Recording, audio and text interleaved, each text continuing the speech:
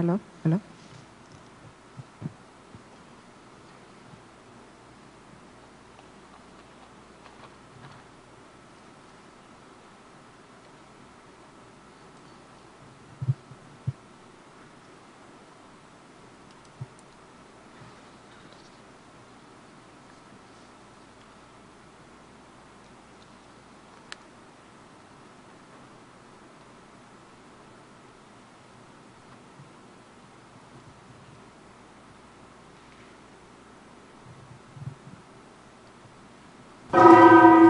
Tertúlia.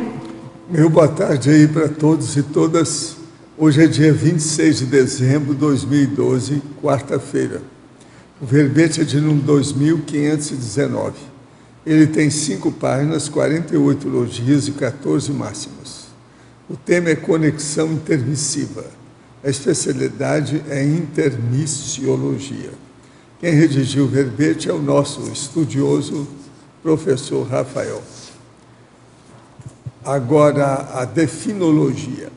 A conexão intermissiva é a condição intraconsciencial de vinculação pensênica com a vivência pessoal durante o curso intermissivo pré-ressomático, refletida nas ações e posturas da consciência, homem ou mulher. A teática evoluciológica, o estado da arte pessoal, o equilíbrio dinâmico do bem-estar, a inteligência evolutiva pessoal aplicada, o predomínio da consciencialidade, o sentido existencial, a seletividade natural, a fluidez do caminho da desintoxicação holopensênica, o diferencial existencial, a invulgaridade, a autocoerência, o estilo evolutivo pessoal, a mega minoria, o curso intermissivo enquanto divisor de águas do curso evolutivo. Agora, a autoconscientização multidimensional natural aplicada à evolução. A cereja do bolo da para-realidade, o alinhamento mental somático, a interação com o amparo extrafísico nas comunicações pessoais, a conexão com o amparo extrafísico enquanto foco de atenção, a conexão com as centrais extrafísicas. Agora, nós temos aí, na argumentologia, o tópico sobre caracterologia, com 7 efeitos diretos da conexão intermissiva, experienciado pela consciência e expresso na cotidianidade da vida intrafísica. Na remissiologia de 15 verbetes, nós destacamos 5. Curso intermissivo, incubação intermissiva, indução intermissiva, intermissão e intermissão mudancista. Frase enfática. A vivência da conexão intermissiva embasa naturalmente ações, escolhas, priorizações e decisões na vida intrafísica, colocando a consciência no fluxo cósmico da certologia contínua. Você já vivenciou a condição da conexão intermissiva? Por qual período de tempo? A bibliografia específica tem 2 fontes bibliográficas. Agora, na mega-análise aí com João Paulo, são 20 itens. Ligação, vinculação, antirrobotização, antimediocrização, autoconscientização, autoparapsiquismo, paraprocedência, teaticidade, invulgaridade, autenticidade, fidedignidade, amparabilidade, parapensenidade, incorruptibilidade, consciencialidade, prioropensenidade, autodiscernimentologia, autocoerenciologia, intermissiologia e proexologia. Agora, o verbete hoje no dicionário é antipoliticologia. O argumento é imperativológico. São 2 páginas compactas. Agora, nós temos aí o questionamento. Esse ano, decidi não participar de comemorações natalinas. Ao fazer isso, ouvi queixas de muitas pessoas dizendo que não gostam do Natal. E ainda acham que a festa possui um ar de tristeza. Porém, ainda continuam celebrando a data e exigem a presença de todos. Diante dos fatos, percebi que a cobrança para participar das festas não representa alguma vontade de ter a pessoa querida por perto, mas sim o medo de que todos façam a dissidência e a pessoa acabe ficando sozinha em sua crença e, posteriormente, tenha que enfrentar mudanças e sair da comodidade. Poderia, por gentileza, comentar algo sobre as festas de fim de ano? Olha, as festas de fim de ano realmente tem, para muita gente, é um pouco triste, principalmente o povo que fica mais isolado, sem a família, etc. Mas agora, de modo geral, o fim do ano é a melhor época do ano, no ano letivo, no ano social, no ano das empresas. Por quê?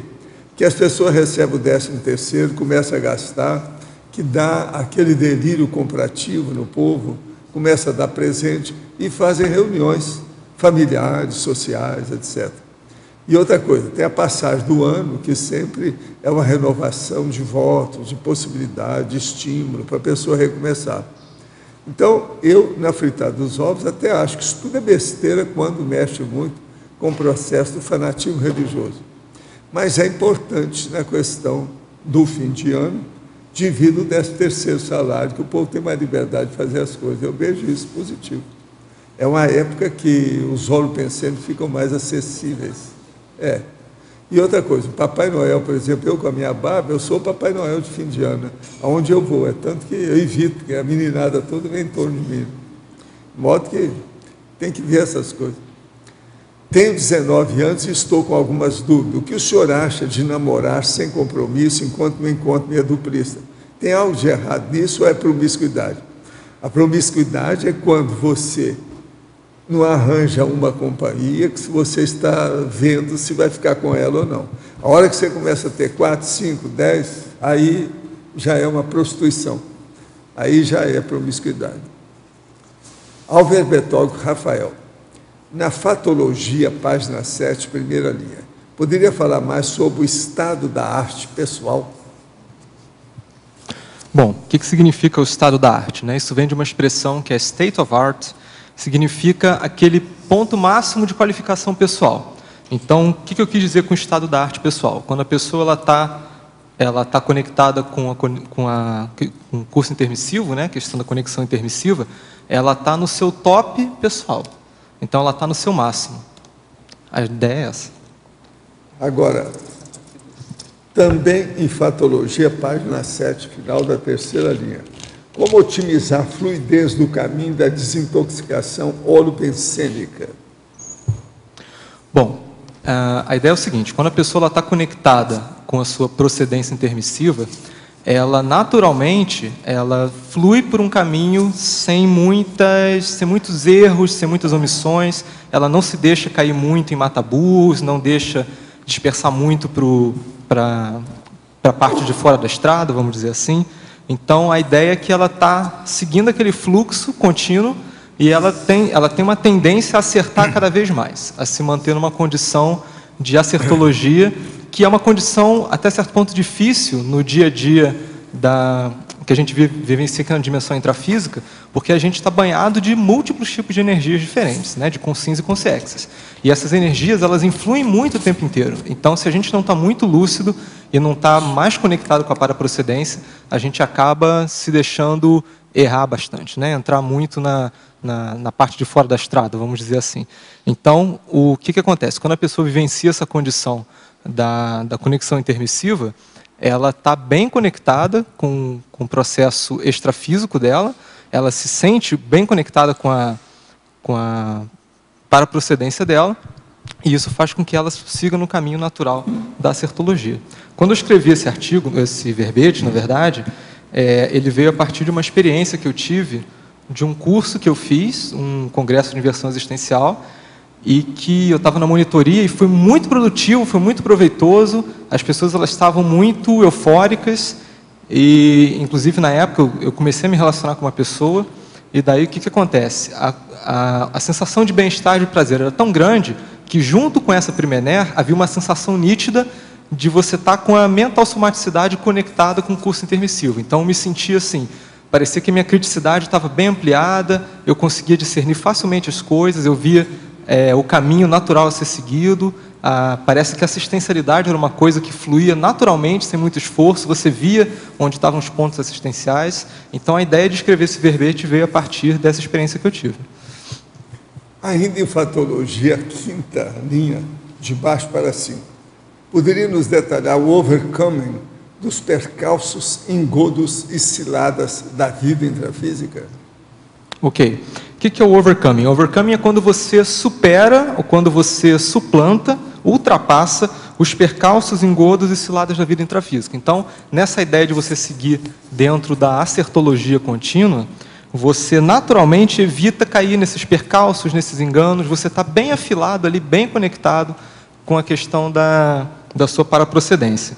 Então, você sobrepaira, vamos dizer assim, a condição de você ficar toda hora caindo num percalço, tendo um erro, tendo alguma omissão, fazendo alguma coisa errada. Você está bem conectado com o caminho vamos dizer assim, da evolutividade mais fluida. Na efeitologia, página 8, primeira linha. De que forma ocorre a irradiação dos efeitos da conexão intermissiva? Bom, a partir do momento que você está conectado, né, com a sua paraprocedência, você está naquele estado consciencial bem lúcido, conectado, o que acontece? Isso gera uma série de efeitos para as pessoas que estão próximas. Então, isso gera um bem-estar pessoal grande. Esse bem-estar ele é promotor de uma assistencialidade natural, porque ele desintoxica as energias do ambiente à sua volta. Naturalmente, as pessoas chegam até você para pedir assistência das mais simples até as mais complexas. Às vezes, as mais bobas. A pessoa vem simplesmente bater um papo e você sente que ali você está prestando alguma assistência para ela. Então, você está conectado com a paraprocedência, com o curso intermissivo, isso irradia efeitos benéficos para tudo à sua volta, principalmente para você, é claro, mas para as pessoas que estão em volta também. Em fatologia, página 7, 10ª linha, a conexão intermissiva atuando como volicionina. O verbetógrafo poderia ampliar um pouco mais, se possível apontar o conteúdo da ideia que o motivou a fazer associação entre a conexão intermissiva e a volicionina? Bom, o que acontece? Essa condição da conexão intermissiva, ela dá um gás muito grande, então ela faz você se sentir muito bem, a vontade de você evoluir e estar seguindo as coisas é muito grande.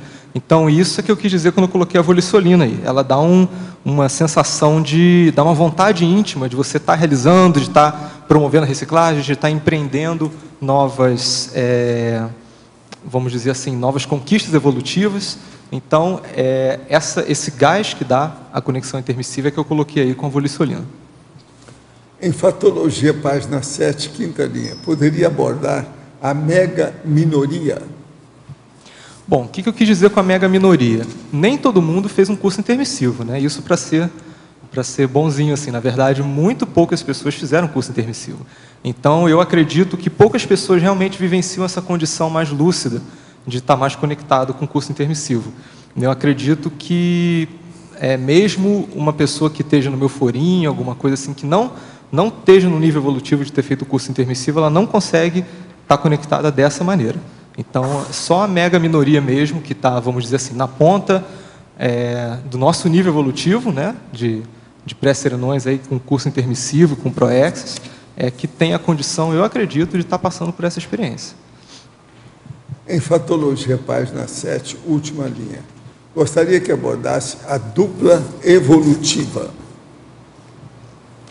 Bom, quando você tem duas pessoas que são intermissivistas e elas estão se relacionando, você gera uma potencialização dessa conexão intermissiva. Então, o que acontece? Esses efeitos que a gente comentou antes, né, os efeitos positivos que irradiam a partir da conexão intermissiva, eles são potencializados quando você está na dupla evolutiva. Na verdade, a dupla evolutiva, ela pode ser, foi o que aconteceu no meu caso também, nessa época, a possibilidade de dupla, ela deu o pontapé para a condição, ou para eu me ligar, vamos dizer assim, para essa condição da conexão intermissiva. Então, a dupla evolutiva tem a relação por esse sentido, né, da potencialização.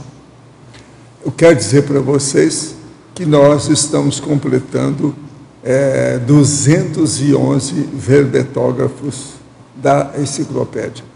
São 538 verbetes que eles já fizeram junto com os nossos.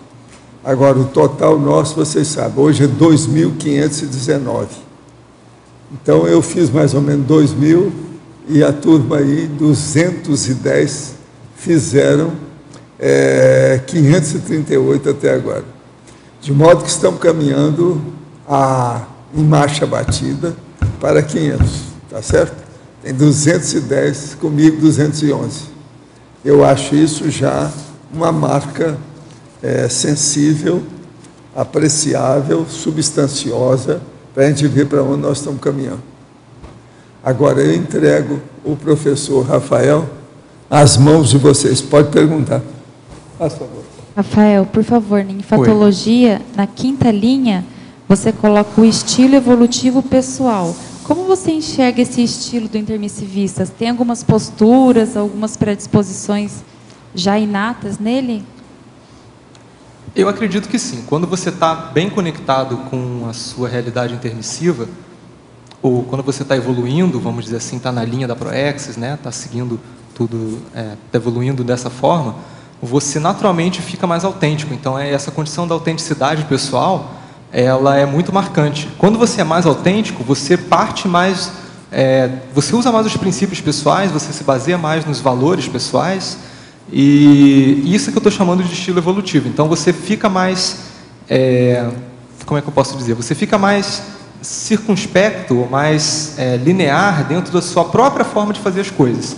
É o princípio da descrença colocado em prática por um outro viés, vamos dizer assim, de uma outra maneira. Sim. E você acha que isso é perceptível aos olhos das outras pessoas?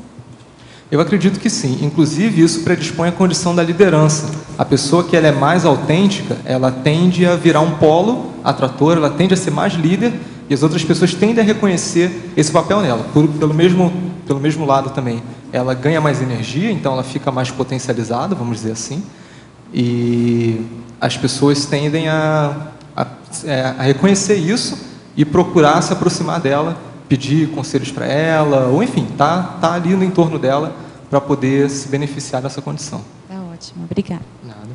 Rafael. Oi. Aqui no ar, na página 9, em sindromologia, a evitação das síndromes em geral. Você pode ampliar para nós como eliminar essas síndromes? Olha, quando você está bem equilibrado e quando você está bem consciencial, vamos dizer assim, né, menos subhumano e mais consciencial, você está nesse fluxo, você naturalmente cria uma condição de rigidez mental, de rigidez consciencial, que predispõe a você seguir um caminho bem fluido, bem assistencial, bem positivo, bem cosmoético, e isso evita qualquer tipo de síndrome. Mesmo aquelas menores, assim, você tende a não manifestar, né? Mesmo que você tenha alguma tendência, vamos dizer assim, mas você está se mantendo nesse caminho do equilíbrio, a ideia é que você crie uma condição mesmo de higiene, né, consciencial, e evite essa manifestação de síndromes. Obrigada.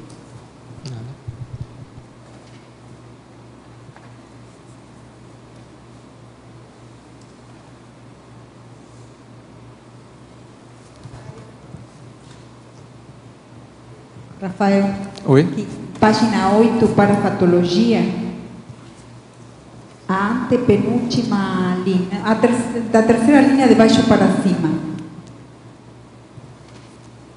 A sinalética energética e parapsíquica pessoal, enquanto ferramenta paraperceptiva, compondo segundo a natureza da manifestação cotidiana acurada. Que coisas tem trazido para você de benefícios a sinalética? Isso é o seguinte, Cris, a gente começa a ter uma confiança muito grande nesses pequenos sinais energéticos que você começa a ter, ou que se manifestam frequentemente, às vezes, várias vezes por dia. Então, a ideia é que você consiga basear ou orientar sua manifestação nessas sinaléticas. Você ganha uma confiança muito grande nisso. E quando você está nesse caminho evolutivo, né, nesse caminho intermissivo, você vivencia muito essa condição da sinalética, porque você está no seu ponto máximo consciencial, vamos dizer assim. E aí você está muito focado na mental somática, está muito consciencial, E a sinalética, o parapsiquismo, então, ele aflora naturalmente, né? Mesmo você não tendo grandes fenômenos ou não tendo aquelas vivências todas, né? Mas o parapsiquismo ele faz parte do dia a dia e a pessoa ela se baseia nesse parapsiquismo para poder realizar, né? Para poder tomar decisões, prestar atenção nas coisas. Não sei se eu respondi o que você perguntou. Era isso que você queria saber? Nada. Rafael. A Adriana aqui no ar. Na página 9, mitologia, como que a quebra definitiva dos mitos em geral, promovida pelo autodiscernimento, se insere nesse verbete? O que você estava pensando? Eu pensei o seguinte, essa condição de você estar bem consciencial, ou você estar vivenciando a conscienciologia 24 horas, isso faz com que a sua mental somática ela fique bem orientada. Então, o seu discernimento, o seu senso crítico, raciocínio, ele fica super bem orientado, você fica bem amparado, o autodiscernimento ele está bem evidenciado. Quando ele está bem evidenciado, todos os mitos eles ficam pequenos. Então parece que todos aqueles engodos intrafísicos, aquelas ideias falácias, bobeiras, manipulações, parece que aquilo não... Naturalmente você percebe que aquilo não tem muito sentido. Você tem uma criticidade mais fluida, mais orientada, e você percebe esse caminho da racionalidade. Rafael, tá claro? Rafael, deixa eu só patologia. Oi, acho que ela ia continuar. Adriana, pode continuar. Vou terminar rapidinho. Pra... E como é que a gente faz, assim, se tem uma técnica para a gente manter essa conexão intermissiva? Porque eu vejo assim, quando a gente está no trabalho voluntariado e tudo, em curso, a gente mantém. Aí depois de algum tempo a gente vira abóbora, né? Como é que a gente faz para não virar abóbora? Pois é, eu estou me questionando sobre isso também. Eu acho assim, que para cada pessoa varia um pouco, né? Uma vez eu ouvi falar que o livro mais importante para a Proexis não é o Manual da Proexis, mas sim o Conscienciograma. Na época eu não entendi muito bem isso, mas depois me questionando um pouco eu vi que tem muito sentido isso, porque se você está bem atilado para o que é prioritário para você, especificamente, aí entra aquilo que a gente falou do estilo evolutivo, da autenticidade, você consegue estar no seu ponto máximo, né? Eu acho que você consegue evitar o mínimo possível virar abóbora. Ou se você vira, dá uma escorregadinha para cá, mas volta rapidinho, dá uma escorregadinha para lá e retorna rápido. Então, acho que isso vai muito de autocrítica, sabe? Acho que a autocrítica é um ponto bem significativo aí. Autocrítica no sentido de você realmente, assim, prestar atenção no amparo. Então, existe muita intervenção de amparo o tempo todo. Eu percebo isso, né? Acredito que isso aconteça com a maioria das pessoas que está nesse caminho evolutivo. Você está realmente ligado para esses toques do amparo e está procurando seguir isso. A mental somática parte muito do princípio de você usar a criticidade, mesmo às vezes achando que outra coisa é melhor, ou não tendo muita vontade de seguir outro caminho, mas quando você sabe que aquilo é melhor, você tem essa noção íntima, né? Tem essa noção de discernimento, daí eu acho que essa é uma forma de você manter isso, que eu estou chamando de autocriticidade. Ótimo, obrigada. Em patologia. Oi.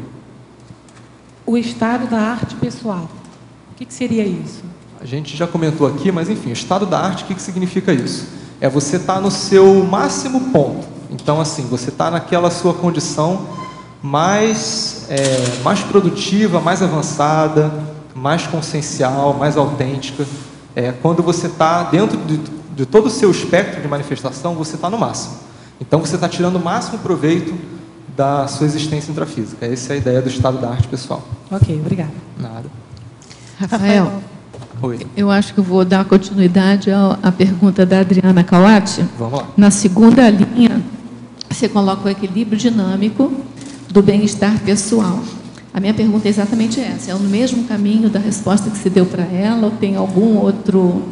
Na verdade, eu queria saber se você reconhece assim, algum mata-burro que a gente tem que ficar de olho, ou uma técnica para poder conservar esse equilíbrio dinâmico. Como é que você vê isso? Olha, Rosa, esses mata-burros, né, eles variam de pessoa para pessoa. Então, no seu caso vão ser alguns, no meu caso vão ser outros, no caso da Adriana vão ser outros. A grande sacada, eu acho, é você, nesse caminho, você ir aprendendo quais são os mata-burros. Então, às vezes, você não reconhece eles, ou eu acho que a evolução é isso, né? Até esse ponto evolutivo que você chegou agora, tem alguns mata-burros que você não reconhece ainda, mas se você continuar nesse caminho da acertologia contínua, procurando estar sempre ali na ponta para acertar, você vai acabar identificando algum outro mataburro que você não identificava antes, que você não sabia antes. Então, esse aprendizado ele é contínuo. O que é o mais importante disso que eu acho? Esse bem-estar, né, que você perguntou. Esse equilíbrio, ele é dinâmico. Então, se você tentar ficar numa condição estática, vamos dizer assim, rígida, invariavelmente você vai acabar desequilibrando. Isso é um pouco difícil, às vezes, da gente pensar, mas é interessante. Eu tive contato com essa ideia pela primeira vez na biologia, porque o estudo de ecossistemas, ele trata disso, né? Um ecossistema, para ser equilibrado, ele tem que ser dinâmico. Então, uma hora, algumas espécies têm que extinguir, outras novas surgem, tempestades destroem o ambiente, daí a pouco ele se refaz, algumas árvores morrem, outras nascem. Então, eu acho que no fluxo evolutivo é mais ou menos assim que acontece também. Você tem que estar toda hora percebendo qual que é o próximo passo. Acho que reciclagem é isso. Não é você fazer muita força para, não, eu tenho esse traço, tem que mudar ele na marra, né? Algumas pessoas optam por esse caminho. No meu ponto de vista, eu acho que isso não funciona muito bem. O mais importante é você estar com a sua conexão atilada. Então, você está sempre percebendo assim, qual que é o próximo passo para você mudar, né? Dentro do que você está percebendo hoje, nesse momento evolutivo, qual que é o próximo caminho a seguir? Respondi o que você queria? Respondeu. Tá. No final das contas, a autocrítica, né, que você falou para a Adriana Kawati, que é o fundamental aí também, né? É fundamental, porque não tem outro jeito, entendeu? A gente aprende a evoluir evoluindo. Então, você está... Eu não sei se isso acontece com vocês, mas eu tenho a impressão, assim, cada ano que passa, parece que eu descobri a conscienciologia. Eu falo assim, nossa, agora que eu sei o que é conscienciologia, agora que eu sei o que é evolução consciencial. Parecia que até então eu não tinha muita ideia. Porque a sua cabeça ela vai abrindo, né? Se você está naquele fluxo, você vai cada vez mais tendo novos insights, você vai autodesassediando, né? Você vai se tornando mais equilibrado, coisas que eram valores que não eram tão importantes agora passam a não ser mais. Então você vai aos poucos se tornando mais íntegro, né? Agora esse conceito de equilíbrio dinâmico tem na matemática também, né? Em otimização. E assim, são níveis cada vez mais exigentes, vamos chamar assim, de equilíbrio, que é o que acontece com a gente, né? A gente vai evoluindo, os desafios são maiores, e aí você precisa de um novo patamar de equilíbrio. Entende? Por aí? Então, é por isso que tem esse conceito também. Okay. Obrigada, tá, Rafael? Nada. Uma consciência clarividente poderia ver consciex em vídeos e fotos? Olha, o clarividente, às vezes, ele olha para qualquer objeto e aquilo pode transfigurar na frente dele e ele vê alguma coisa. Isso tudo pode. Agora, precisa da pessoa ter muita experiência e também eliminar os processos de autossugestão, porque a pessoa, se tem uma imaginação muito grande, ela pode fazer até a auto-hipnose com esse processo. Então, ela começa a ver tudo onde não tem. Aí é preciso de ver com calma, direitinho, tem que estudar. Em Parafatologia, página 8, segunda linha, professor Rafael. O verbetógrafo poderia aprofundar o item, a cereja do bolo da para-realidade? Bom, a cereja do bolo é aquela parte mais gostosa, né, do bolo, vamos dizer assim. Então, o que significa isso? A para-realidade ela é composta de uma série de itens. Eu acho que a cereja do bolo é justamente você estar conectado com o que você melhor teve na para-realidade até hoje, que foi o curso intermissivo. Né? Acho que a gente pode considerar que o curso intermissivo ele é o píncaro, ele é o ponto máximo de tudo que a gente vivenciou extrafisicamente. Então, a cereja do bolo é nesse sentido, de você estar conectado com esse ponto mais avançado, né, da para-realidade. Professor, gostaria de esclarecimento a respeito do seguinte fato. Na noite de 24 de dezembro do corrente ano, quer dizer, anteontem, participei da tradicional ceia de Natal na casa de um familiar. Senti-me um peixe fora d'água, com muita vontade de me despedir e voltar para casa. É certo que, depois que conheci a Conscienciologia, diversos assuntos, pessoas e acontecimentos não me agradam mais. Então pergunto, devo ficar preocupada por isso? Qual a melhor forma de agir nesses eventos? Não, supera isso, leva o negócio à frente, isso aí é pequeno para você. Pensa bem nesse assunto. Tem muita coisa para a gente fazer assistência aos outros e pensar e sair desses problemas menores, mínimos do processo do dia a dia. Supera isso, que isso aí é inferior ao seu nível. Para o verbetógrafo, para chegar a uma condição de conexão intermissiva, ao menos mediana, é necessário investir em retrocognições? Quais são as suas vivências relacionadas a isso? Olha, eu acho que não necessariamente. Pelo menos no meu caso, assim, o que promove a conexão intermissiva não é a retrocognição. Eu não tenho esse fenômeno com facilidade. Eu tive alguns poucos insights, assim, flashes, mas não é um tipo de fenômeno que eu tenha com muita facilidade. Eu acho que não. Depende muito da pessoa, né? Eu acho que vai muito assim do perfil, seu perfil parapsíquico. Mas eu consideraria que não necessariamente. Eu acho que o mais importante é aquilo que a gente estava comentando: autocrítica, discernimento, mental somaticidade. Rafael. Oi. Em Crescendologia, você traz aí o crescendo bem-estar, Primener, Cipriene e Euforim. Uhum. O que eu queria saber é o seguinte: como que a gente pode fazer para manter a conexão intermissiva, tendo esse adicional aí da Euforim, sem perder o foco, entendeu? Conseguindo fechar esse ciclo todo, tendo todo esse bem-estar, toda essa motivação, mas sem deixar que essa Euforim disperse. Bom, mais uma vez eu caio na questão do autodiscernimento, né? Essa euforim eu coloquei no final do crescendo porque eu quis me referir àquela euforim da existencial, né? Quando a pessoa ela tá no caminho do complexo e aí no final da vida dela ela se sente assim muito bem e ela está vivenciando aquela euforim, ela tá na verdade com aquele bem-estar pleno, né? Aquela sensação confortável de completismo existencial. Mas a euforim mais básica, vamos dizer assim, que a gente tem quando a gente consegue alguma coisa, ou está vivenciando uma condição positiva, eu acho que entra de novo o autodiscernimento, porque é você saber tirar proveito disso, né? Você saber tirar proveito dessa condição para você estar usufruindo dela e usando ela para alguma coisa positiva. O que a gente vê, às vezes, que a pessoa pisa na bola, é que ela tem algumas vontades ou tem algumas tendências à dispersão, a desvios e tal, e aí quando ela fica na euforia, ela acha que ela está dominando o mundo, daí ela pensa, não vai dar nada se eu desviar um pouco do caminho, etc. E é aí que ela pisa na bola, né? Não sei se é isso que você está comentando, que você quis comentar. Mas eu acho que se você está nessa condição do autodiscernimento, a própria euforia, ela entra como volicionina também. Então, ela entra numa condição, assim, vamos dizer, né, de estar dando mais gás ainda para aquela conexão que você está vivenciando. Eu pensei nesse ponto, mas assim, trazendo mais próximo, mesmo dessas conquistas que a gente vai tendo, pouco a pouco, conforme você até colocou, né? A cada ano eu percebo que eu vou conhecendo mais a Conscienciologia, então, a cada ano eu vou superando mais gargalos, eu vou crescendo mais, e isso, de alguma maneira, traz algum tipo de motivação. E quando a gente supera algo que antes fazia com muita dificuldade, isso pode trazer algum nível de euforim. Então, foi pensando nisso. Eu não pensei nessa euforim como um coroamento de todo o processo de vida. Eu pensei em doses menores que, muitas vezes, em muitas circunstâncias, a gente vivencia e que pode ser um mata-burro se a gente perder a mão, se a gente errar na mão.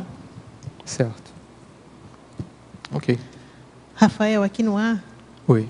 Na página 7, Fatologia, primeira linha, você coloca a teática evoluciológica e depois tem uma outra pergunta.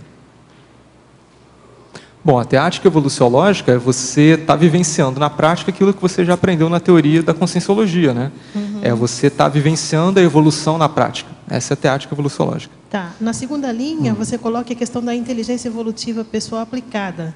Você poderia falar um pouco mais sobre os seus estudos, sobre inteligência evolutiva, aplicado nesse contexto aqui da conexão intermissiva? Olha, eu já estudei um pouco sobre inteligência evolutiva e eu acho que a conexão intermissiva, do meu ponto de vista, é aquilo que é mais significativo dentro da inteligência evolutiva do que eu pesquisei até agora, que é justamente o fato de você estar conectado com o seu melhor. Então, assim, não há paradidática melhor do que essa, do que a própria vida evolutiva te ensinando como evoluir, né? Se você está bem conectado, se você está dentro dessa linha estar vivenciando essa condição da conexão intermissiva, isso por si só já te dá insight, já treina, vamos dizer assim, a sua inteligência evolutiva. Porque você está ali todo momento percebendo novas ideias, tendo novas sinapses, tendo aporte de amparo. Então, você está dentro dessa linha contínua, né, de equilíbrio pessoal. Tá ok, obrigada. Ok. Rafael.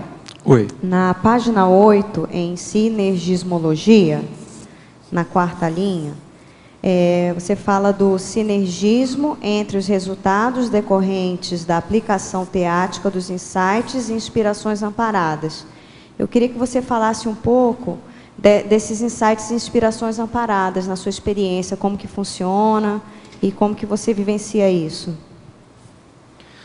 Bom, da seguinte maneira, esses insights e essas inspirações, eles acontecem naturalmente. Então, não dá para você ficar muito buscando ter insight, né? Uma coisa que você não controla muito. Você está ali seguindo o seu fluxo, fazendo alguma coisa dentro do seu trabalho, e daí os insights vêm. E quando eles vêm, é interessante, você percebe pelo padrão energético, pelo menos eu percebo, né? Você perguntou da minha experiência. Eu percebo pelo padrão energético que é insight de amparo. Às vezes está claro o que é aquilo, às vezes não está muito claro.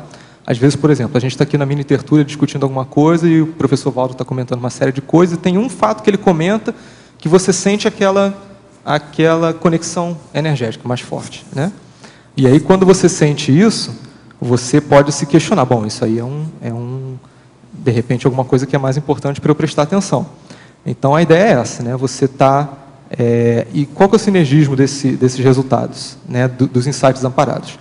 Quando você está pondo em prática esses insights, quando você segue o fluxo de confiar nesses insights, né? E se pautar, orientar os seus resultados a partir deles, você naturalmente cria sinergismo entre as suas coisas. Então, você tende a por exemplo, ter ações que são mais significativas para a sua proexis, ações, atividades, amizades, companhias, são mais significativas e descartar naturalmente as que não são tão significativas. Isso cria um sinergismo entre todas as áreas da sua vida nesse sentido. Ok. E eu tenho mais uma pergunta, que é na página 9, interaciologia. A interação otimizada entre os alunos e professores no curso intermissivo. Eu queria que você falasse um pouco dessa interação otimizada que acontece. Bom, qual que é o papel do professor do curso intermissivo? É propiciar ao aluno uma nova realidade, né? Então, a gente ouve o professor Valdo comentar que no curso intermissivo as pessoas entram em reflexão à tapa, né? No tapa. Então, o papel do professor do curso intermissivo é justamente propiciar que o aluno esteja vivenciando novas condições, novas posturas, novas realidades ali dentro daquilo que ele não tinha vivenciado até então na sua trajetória evolutiva. E essa interação ela é muito benéfica, ela é muito sinérgica. É uma interação de amparando amparo, né? Vamos dizer assim, uma das mais significativas que tem. Eu acredito que essa interação ela seja resultado de amparos prévios de outras vidas, né? E ela gere muitos resultados positivos daquele ponto em diante, do ponto do curso intermissivo em diante. E quem sabe se a gente não é de vez em quando amparado, né, por ex-professores do curso intermissivo que estão aí dando uma ajuda. Eu acredito que sim. Professor Valdo, sim. Aqui no dicionário, em geopoliticologia, você chama atenção aqui para o papel geopolítico do Brasil, né, na questão da... Sim, da demografia. Sim, da interassistência também, né, pelo que eu percebi, para os outros países. Você vê alguma vocação específica do Brasil para essa assistência ou não? Não, de qualquer maneira tem, porque é o maior país da América Latina. Tem que tomar uma atitude nisso aí. Só as fronteiras que nós temos com esses países, tem que dar um jeito. Olha as fronteiras aqui. Só igual essa tem 9 tipos de fronteira por aí afora. Essa aqui é a maior. Então é preciso a gente chamar atenção para isso. Agora, geralmente se evita falar na demografia quando há comparações de nações, de países. Mas agora, aqui eu fiz umas comparações para lembrar como é que o povo, o que é que eles acham disso em matéria de população. Isso é coisa séria, não é de julgar fora. Então, por exemplo, ficam falando muito aí dos processos lá de Cuba, por exemplo. É muito pouca gente. Por exemplo, Uruguai. Tem que dar uma diferença nisso. Então, por exemplo, um país que tem mais habitantes igual ao Brasil, tem muito mais trabalho político para ser feito. Uma coisa que se faz aqui e que obtém êxito é muito superior a qualquer lugar, que a população é mínima. Em termos de representatividade. Que a população é que manda nisso. É bobagem querer fugir disso aí, porque são as pessoas, são as companhias. Então, a demografia, eu quero chamar atenção para isso. É seríssimo nessa situação. E é interessante porque, diante de politicologia, às vezes a gente vê muita falta de posicionamento mesmo do Brasil no cenário internacional. Eles não honram essa situação. Fica aí, nos bastidores, escondido, a coberta, entende? Entra em silêncio. Alguma coisa, às vezes, é preciso falar, né? Rafael, aqui no ar também, Oi. Eu queria que você ampliasse a interação Megatrafor e Mater Pensene. A interação Megatrafor Mater Pensene. Qual que é a ideia? É a gente transformar o Megatrafor no Mater Pensene, né? Quando a gente faz essa transformação, você está manifestando a sua pensenidade a maior parte do tempo através do seu Megatrafor, né? Então, você está qualificando a sua pensenidade, você está tornando a sua pensenidade mais pró-evolutiva, mais assim, rígida, mais equilibrada. A ideia é essa. É uma ideia, na verdade, que a gente já ouviu falar há muito tempo. Assim, essa ideia ela já tem algumas décadas, eu acho, né, de você colocar o seu Megatrafor com o Mater Pensene.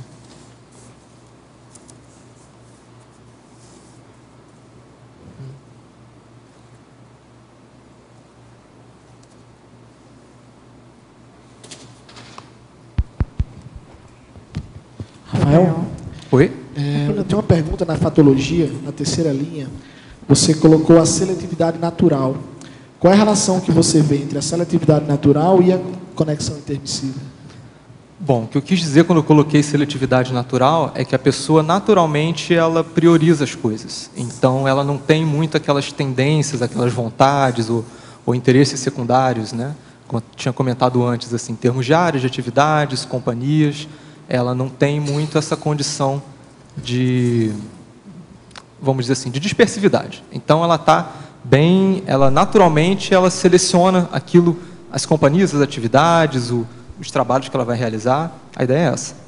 É uma coisa natural, ela não precisa pensar muito. Assim. Naturalmente, ela sente aquilo, ela percebe aquilo e flui para aquele caminho.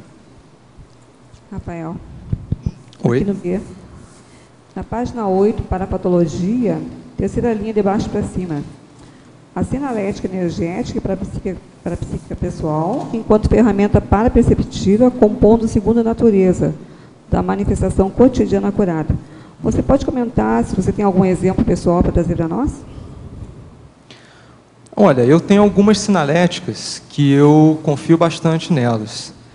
Então, às vezes, eu estou num caminho, estou fazendo alguma coisa, daí eu penso em fazer outra coisa e vem aquela sensação energética bem nítida, né, de que, de repente, não é o melhor fazer aquilo naquele momento. Essa segunda natureza que eu coloquei aqui, ela significa que aquilo vira uma coisa do dia a dia, entendeu? Você tá se manifestando consciencialmente, vamos dizer assim. Né? A vivência consciencial, a vivência multidimensional, principalmente a consciencial, ela é uma coisa natural, ela é uma coisa que faz parte da tua natureza ali. Então, você não precisa fazer muito esforço para ter, aquilo vira parte da sua realidade. A ideia é essa. Obrigada. Ok. Professor Valdo? Sim. O senhor pode comentar no DAC o argumentário sobre a omnidemocraciologia? No caminho da evolução consciencial, nós temos de manter a distribuição do que recebemos o tempo todo. Porque você vem de mãos vazias para cá e sai também de mãos vazias, você não leva nada. Então, a cultura omnidemocrática, veja bem o que eu estou falando, a democracia para todos, a grandona, omnidemocrática, impõe colocar todo mundo igual, ou melhor do que a gente em todos os lugares, e deixar todo mundo participar daquilo que possa participar. A democracia real é isso, com o universalismo, a holofilosofia prática, aplicada no universo da política. Sol lucet omnibus, o sol brilha para todos. Então, você veja, o processo nosso é raciocinar com a democracia de uma maneira mais ampla, abrangente. É isso que eu chamo de cosmovisão. As pessoas geralmente têm uma egovisão, que é uma monovisão. É uma visão muito ainda acanhada da realidade. Agora, com esse processo da omnidemocracia, nós temos uma cosmovisão. É aquilo que eu falo, é preciso demolir as paredes, as janelas e as portas. Então, fica tudo como se fosse ao ar livre, ou, se você quiser, no espaço sideral. Tudo aberto. Entendeu? Isso aí é que é o processo do universalismo. Agora, veja, eu acho que só quando acontecer isso é que vai haver o Estado mundial nesse planeta. Então, por exemplo, o que é que segura, talvez a última coisa que vai acabar? É isso que a gente chama de patriotismo. Tem que acabar essa ideia de pátria. A pátria tem que ser uma de todo mundo, mas não pode ser uma pátria particular. Entendeu o que quer dizer? Então, o universalismo é justamente isso. Agora, nós queremos chamar atenção para esse processo dentro da antipoliticologia. Nessa frase que o senhor colocou aqui, temos de manter a distribuição do que recebemos o tempo todo. Como que o senhor vê que tem que ter um equilíbrio, né? Tem que ter, mas, por exemplo, é isso que eu falo do bilionário. O bilionário não pensa assim. Ele vai acumulando, acumulando, acumulando, morre, deixa um monte de coisa por aí. Ele já devia distribuir isso enquanto ele está aqui. Está entendendo? Para não chegar nunca à condição de bilionário. Que eu acho difícil. Por exemplo, vamos pensar bem. Como é que um bilionário não tem vergonha de ter tanto dinheiro e eles se jactam, falam daquilo, a revista Forbes fala desse povo, aquele negócio todo, sendo que tem tanta gente passando fome, com necessidade em vários lugares, principalmente na África, em alguns lugares assim. Por exemplo, o Afeganistão, com aqueles processos todos. Como é que fica isso? Eu, se fosse bilionário, eu me sentiria... Eu não tenho tanto dinheiro, mas o pouco que eu tenho, isso me cria problema, eu já fico pensando como aplicar, como distribuir em favor dos outros, fazer alguma assistência. Agora, veja, isso é dinheiro. Dinheiro é a última posse de uma pessoa do ponto de vista evolutivo. Então, por exemplo, todas as outras posses são superiores ao dinheiro. Dinheiro é a prata, é o chamado vil metal. É um processo criado pelo homem, que é a última posse, a que tem menos efeito de tudo que a gente tem. Por isso que eu falo, por exemplo, o processo de Tacon, que é o consolo feito através de dinheiro. Isso aí ajuda, mas veja, isso é só para assentar um holopensene, um ambiente, uma adequação na vida da pessoa para se fazer esclarecimento para ela. Então, o problema de dinheiro é uma coisa terrível. Em matéria de, vamos dizer, retrocesso. Todo mundo que fica, geralmente se observa, uma pessoa que tem muito dinheiro, ela gosta demais de dinheiro, mas ela não gosta das pessoas. Você não vai ver muita gente, né? Então, isso tudo é um fato. O dinheiro personaliza, então, um escopo, uma meta, um paraíso para a pessoa totalmente ilusório e burro. Porque a pessoa, como eu falei, ela vem de mãos vazias e volta de mãos vazias. Fazendo uma relação com o verbete do Rafael, aí trocando dinheiro pela assistência, essa questão da distribuição do intermissivista seria essa responsabilidade pela TARES em distribuir esse discernimento? Seria... Agora, a TARES, o princípio da descrença, o CPC, o Código Pessoal de Cosmoética, isso tudo é um tapa na cara, né, desse povo todo. Agora, por exemplo, nós, da Conscienciologia até agora, eu sei, nós temos aí muita gente que é milionário, mas bilionário eu não conheço nenhum. Nunca ninguém me falou que aceita a Conscienciologia sendo bilionário, porque senão ia acabar com ele. É incoerente, né? É totalmente incoerente, não existe. Eu já fiz até uma pensata dos meus pensamentos, eu já falei sobre isso, já escrevi alguma coisa sobre isso, que na Conscienciologia não tem bilionário. Se alguém conhece, me fala, ou me apresenta, que eu quero conversar com ele. Assim, ó, você é consciencioso para a sua vovozinha. Mas não é. Aqui não dá para ser. Agora, vocês vão falar assim, não, mas a pessoa às vezes chegou com um bilionário devido a uma herança, uma coisa qualquer assim, mas se ela tem um mês, ela pode repartir isso tudo. Tem tanta coisa que precisa. O próprio Brasil precisa de dinheiro. Que tal ajudar determinadas cidades aí que estão à míngua? Isso tudo aí, tudo para ser feito. Tem tanta construção que pode ser feita e dá para os outros passar para frente. Você pensou a pessoa com 1 bilhão, o que ela não pode fazer numa escola gratuita para os outros? Uma universidade gratuita? O que eles estão esperando? Isso é mais importante que o resto tudo. Universidade gratuita, presta atenção. A pessoa pode. Agora, quanta possibilidade a pessoa não tem? Ela não vê nada disso. E ela quer ter mais. E outra coisa, existe uma competição. Esse AI que eles vivem falando, está no 8º lugar, passou para o 10º, não sei o que é, tem tanto, tem tudo. Quer dizer, pois é. Agora veja, isso tudo é bobagem, um negócio tão bobo, inferior, burro. Isso mostra o quê? Bitola, cabeça curta. Dinheiro foi criado pelo homem. Professor Valdo, o argumento é imperativológico. Esse tipo de argumento, que é uma forma de argumentar, ele é possível porque o tema imperativo? Os fatos são imperativos. Pois é, isso eles que mostram essa os realidade. fatos são imperativos. Por isso que eu coloquei, ele é imperativológico.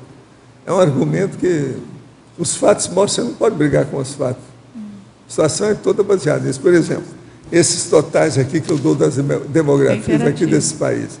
Não adianta, está aí, o processo tem estatística. Como é que é? Outra coisa, todos nós temos que engolir. A gente com a responsabilidade de ter mais gente aqui. E aqueles outros pequenos com a responsabilidade de ter menos gente lá. Isso faz parte do serviço. Porque eu percebi também que em cada final de cada um dos parágrafos tem uma coisa bem assim, totalizante, né? Ou é espúrio, ou é pior, ou é... Isso é um tipo de argumento não, tudo é argumento. Lógico, Na verdade, esse meu dicionário de argumento, quase sempre, ele não tem argumentação só no argumentário. Ele pode ter em qualquer lugar, em qualquer uma das 7 divisões. Olha, esse aqui tem 7 divisões. Agora, ele não tem muita coisa, ele tem 70 itens, ele tem 2 antipodias e tem 3 megapenseles só. A gente ainda pode aumentar isso aqui. Eu estou vendo que está chegando uma princesa aí que eu não tinha visto. Você chegou agora, foi isso?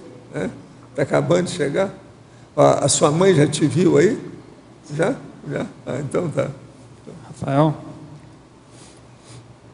Oi?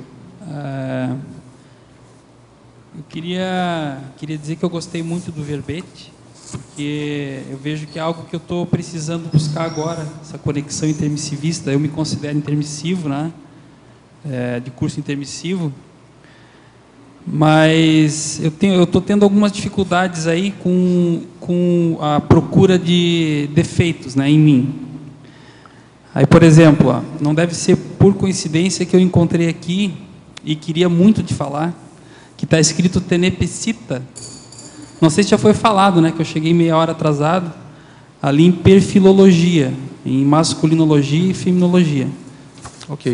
Creio que seja tenepsista, né? Já tá na revisão. Tá. Aí, eu queria que você me falasse um pouquinho sobre as superações das valorizações ectópicas, que está lá em metas intraconscienciais, dentro de caracterologia, na página 10. Que eu acho, né, pelo que eu entendi dessa frase, é justamente o que eu tenho feito. E comigo, né? Valorização ectópica. O que é valorização ectópica? Quando você supera essa valorização ectópica, você deixa de ficar prestando atenção ou de ficar dando muito valor a defeitos, trafares, problemas, percalços, e você confia mais no seu parapsiquismo, confia mais no amparo, e você orienta a sua vida mais com base nos trafores, né? Nos trafores, nas questões mais positivas, nas realizações, nas conquistas. Então, essa é a ideia. Eu vejo que um dos caminhos para você manter a conexão intermissiva é essa. Chega uma hora, quando você está bem conectado, quando a pessoa está bem conectada, que esses percalços, problemas e tal, aquilo não faz muito sentido para ela. Naturalmente, ela não dá muita atenção para isso. Parece que a vida, ela se torna mais uma condição de você estar sempre buscando uma melhoria contínua, né?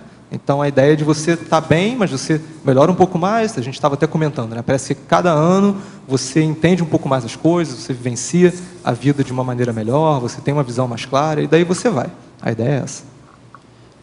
É porque, assim, a questão da evoluciofilia, que eu já comentei, inclusive, no verbete retrasado, né? Sempre tem algo a melhorar, sempre tem algo a revisar e tal. E eu fico realmente fazendo esse tipo de... Eu fico valorizando isso, né? Isso é considerado uma valorização ectópica, não? Essa procura incessante de uma falha. Olha, o que eu acho que é mais importante? É você identificar seus trafores, principalmente o megatrafor.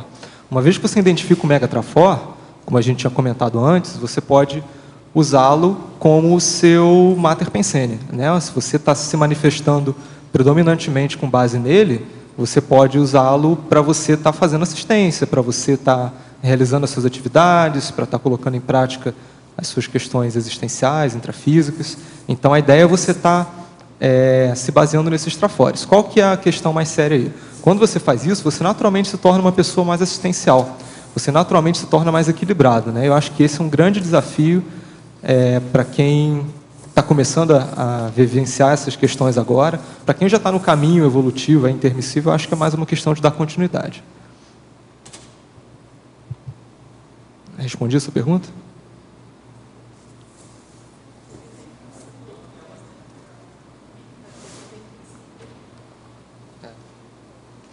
A Rosa está lembrando aqui, tem muito a ver com a intenção também. Então, se você tem uma intenção qualificada, por exemplo, se você tem uma intenção positiva de realizar, conquistar coisas, né? Conquistar, ter méritos, aí, ter vitórias, conquistas evolutivas, você naturalmente vai estar buscando seus trafores, porque você vai estar tão envolvido no acerto que você não vai ter tempo para ficar pensando em outra coisa. Então, você vai estar bem siderado em ver qual que é a melhor maneira de você se manifestar, qual que é a melhor forma de você ser mais produtivo. Então, essa intenção qualificada, essa intenção mais cosmoética, ela é uma chave dentro desse processo.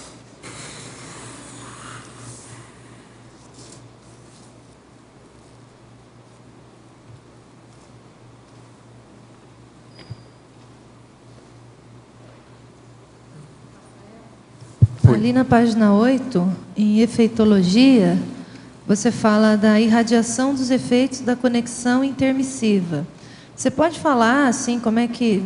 exemplos nesse sentido, né? Aquilo que você já experienciou nesse sentido? O que eu percebi? Nos momentos em que eu estava mais conectado, nessa condição da conexão intermissiva, naturalmente eu tinha um padrão de assistencialidade mais qualificado. Então, o meu próprio bem-estar gerava bem-estar nas pessoas que estavam no meu redor. Então, a vontade de ser assistencial era natural, as pessoas vinham conversar e você tinha ali, eu no meu caso, né, tinha insights, ideias, então você naturalmente é mais conectado, às vezes até com o próprio amparo da pessoa.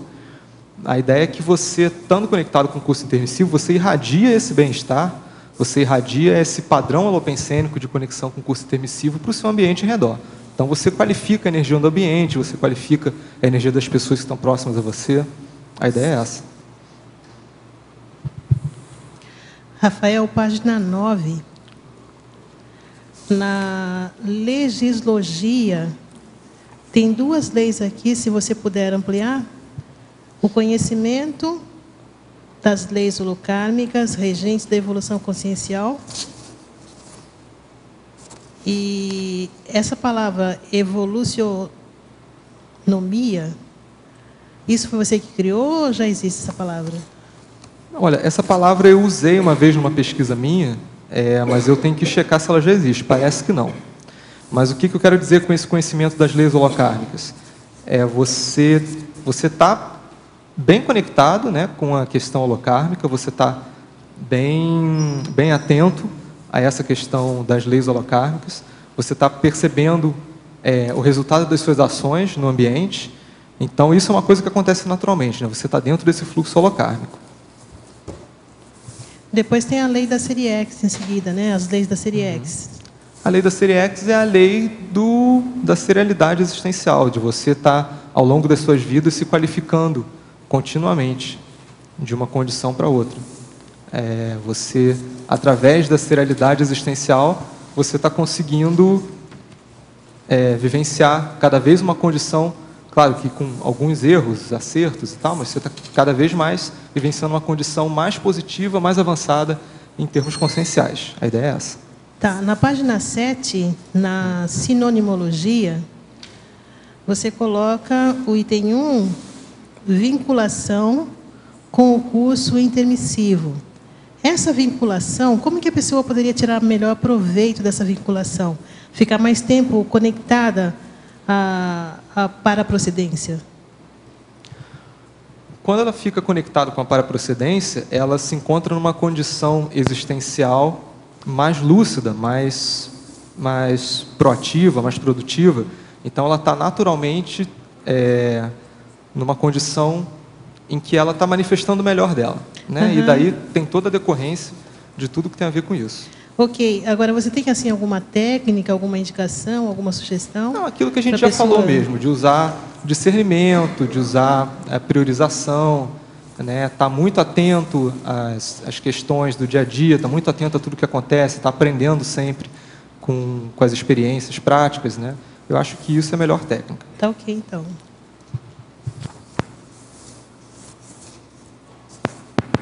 Professor Valdo. Sim. No dicionário, tá? No conclusion, aqui, ó. Na irracionologia. O senhor colocou autocorrupção será autopunição. Eu queria que o senhor ampliasse um pouquinho. Sou bacharel em Direito, sou policial, como eu tinha lhe falado hoje de manhã. Então, eu me identifico nesse mundo da hipocrisia, assim, no meu dia a dia. Então, estou num momento de conflito bem grande para me posicionar diante das minhas vivências. O que nós pensamos aqui é o seguinte: toda autocorrupção, ela existe por falta de reflexão da pessoa. Por quê? A corrupção, aí no caso, é feita por ela. Autocorrupção é dela. Agora, com o passar do tempo e a experiência e também os resultados funestos da corrupção, que cedo ou tarde aquilo faz pressão em cima da consciência, ela acaba se punindo. Ela vai arranjar uma punição para sair daquela condição. E outra coisa, quase sempre isso às vezes exige alguma coisa que, do ponto de vista dela, seria de fato uma punição. Ela se castigou para poder acertar a situação. Então, isso é um fato para muita gente que está por aí. Agora, eu estou falando aqui da irracionologia, quer dizer, a falta de racionalidade, de ponderação, de lógica, de equilíbrio, de ver as coisas prioritárias de acordo com a inteligência evolutiva. Então, autocorrupção, inevitavelmente, um dia vai ser autopunição. Tem que consertar aquilo. Agora, a pessoa se pune porque ela, às vezes, não está querendo fazer aquilo, ela vai ser obrigada a fazer. Isso é punição. Feita por ela mesma. O veredito é da própria pessoa. Agora, é bom ver o que é que eu estava falando antes. Por exemplo, uma das condições da cosmoética é evitar o acumpliciamento com qualquer manifestação errada. Uma pessoa que acolhe a ação errada, continua recebendo benesses e não expõe a condição ilícita, é no mínimo masoquista. Ocorre aí enorme regressão, significando irracionalidade. Tal personalidade esquece a lei de causa e efeito. A hipocrisia, como se sabe, faz parte da natureza humana e é muito encontrada na política e na advocacia. Aí é que entra o processo da autocorrupção. Nós estamos falando de advocacia por causa do processo da lei, né? Agora, a lei mais difícil que tem, e ela acaba acontecendo, ela às vezes tarda, mas ela chega, é aquela lei imposta pela própria pessoa sobre o seu próprio destino. É?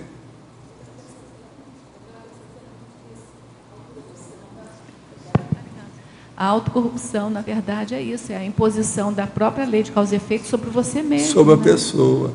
Agora, numa condição, vamos dizer, patológica, negativa, não é agradável. Você está entendendo? Um negócio que é contra. É aquilo que eu falo, cuspir para cima. O custo cai na pessoa. Não dá certo. Então, a gente tem que pensar muito essas coisas. São pequenas coisinhas que nós temos que pensar. É o jeito. Ô, Rafael, aqui no B, gostaria de saber de você como é que você vê essa questão do curso ECP1 funcionando como potencializador da conexão intermissiva. Se tem, como é que... O curso ECP1, olha, eu acho que ele propicia, sim, porque ele mexe muito na questão intraconsciencial da pessoa, né? A ideia é fazer uma reflexão profunda, é a pessoa analisar a própria consciencialidade. Quando ela faz isso, ela entra em contato com o curso intermissivo. Até porque muito do que é feito no curso intermissivo é baseado nisso também, né? Uma autorreflexão. Vamos dizer assim, o foco principal do curso intermissivo é a própria pessoa, é ela mesma. Então, essa autorreflexão, no ECP1, ela é aproximada, vamos dizer assim, ou copiada. Né? O professor Valdo muitas vezes coloca que o que a gente faz aqui no intrafísico é uma coisa parecida com o que está no extrafísico. Então, funciona ao modo de um rascunho, né? Vamos dizer assim. E acho que o ECP1 poderia ser uma cópia, vamos dizer assim, do curso intermissivo, sim. Eu acho que tem muito a ver. Obrigado.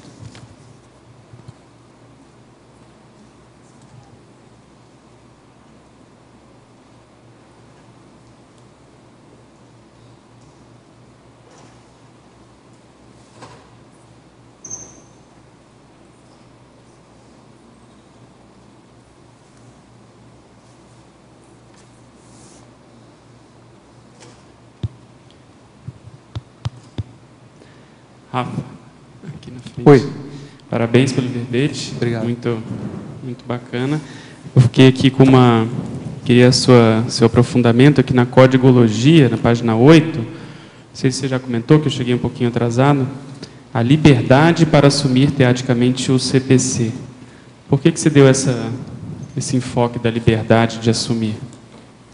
Eu coloquei pelo seguinte, às vezes a gente tem as orientações do Código Pessoal de Cosmoética, né, sabe daquilo ou já identificou, mas tem algum tipo de travão ainda, de alguma coisa que segura, alguma questão egóica, que não permite que você aplique plenamente aquele item, né, aquele princípio.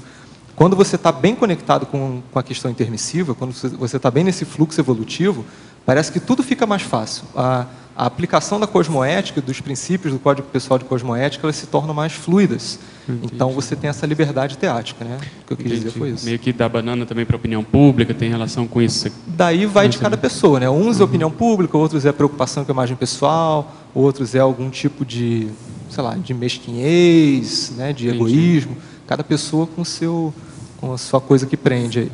Né? A ideia é você não se basear nessas coisas que prendem e fluir dentro do caminho da cosmoética. Muito bom. Obrigado. Okay.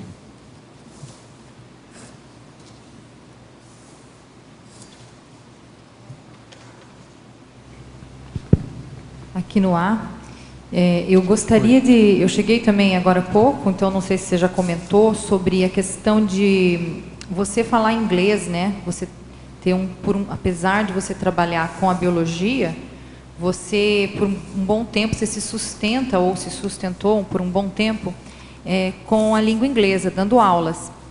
E eu queria que você comentasse essa questão do bilinguismo te ajudando na conexão intermissiva. Olha, essa é uma boa questão, eu nunca tinha pensado nisso, para te ser bem sincero. Olha, eu acho assim, que o bilinguismo ele me dá uma certa flexibilidade na questão comunicativa, assistencial, inclusive intelectual, mas eu não vejo uma relação direta com a conexão intermissiva, não. Pelo menos os trafores que eu acho que estão mais relacionados à conexão intermissiva são esses que a gente já comentou, né? Principalmente da autocrítica, do discernimento, da priorização. É mais análise que eu vejo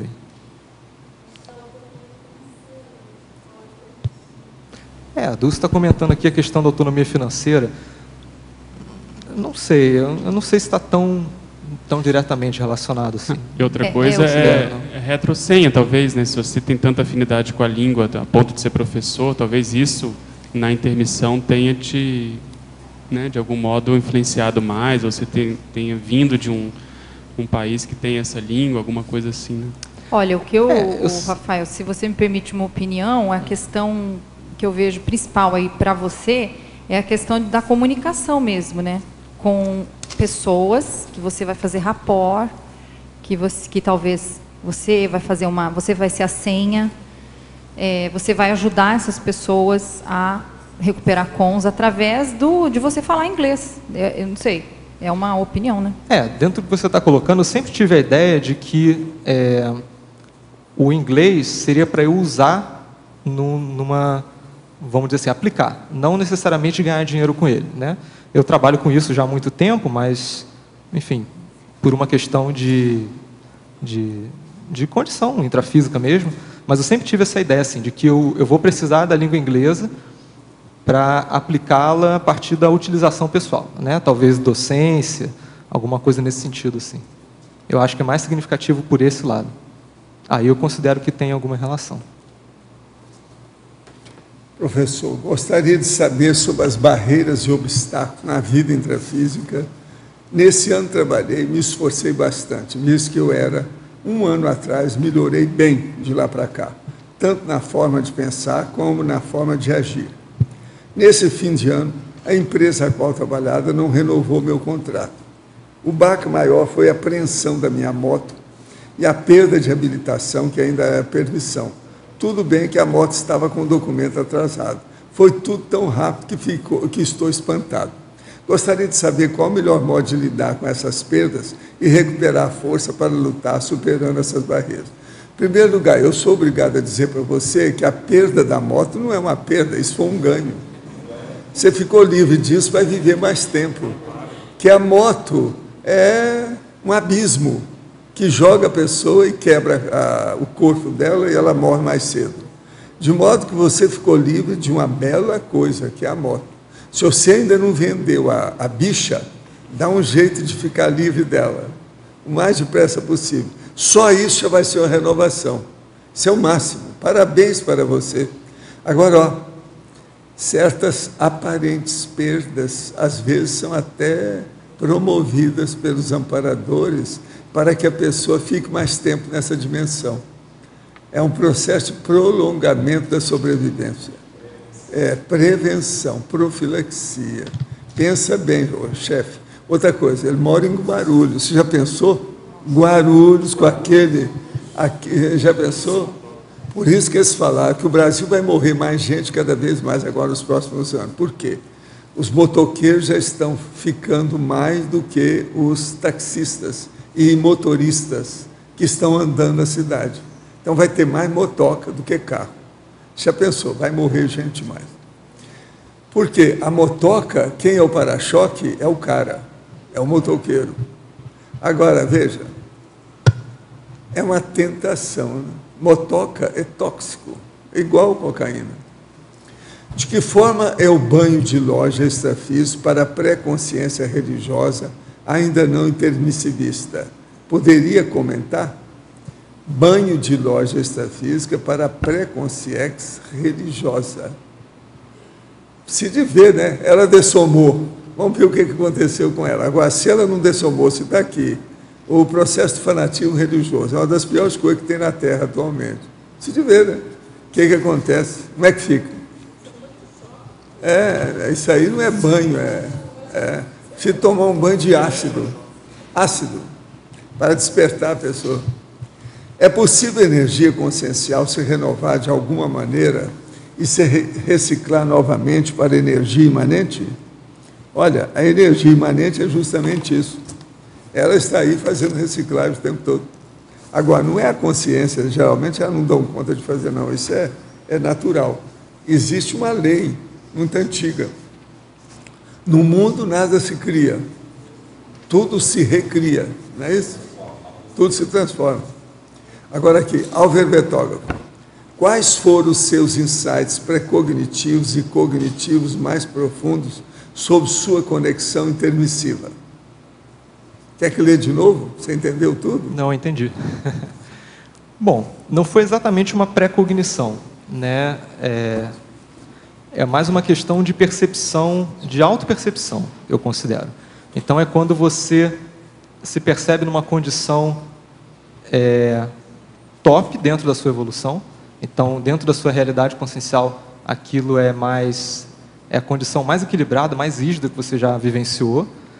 Ela não é tão necessariamente cognitiva assim, ela acho que é mais paraperceptível, eu colocaria, né? No sentido em que você está naquele caminho e você está se percebendo no seu melhor estado consciencial, né? Isso é uma coisa que ela é acachapante, essa percepção, ela não deixa margem para dúvidas.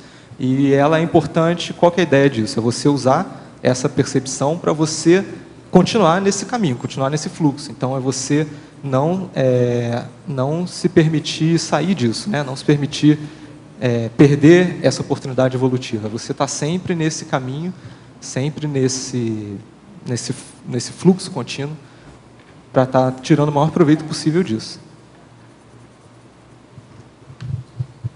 Rafa. Oi.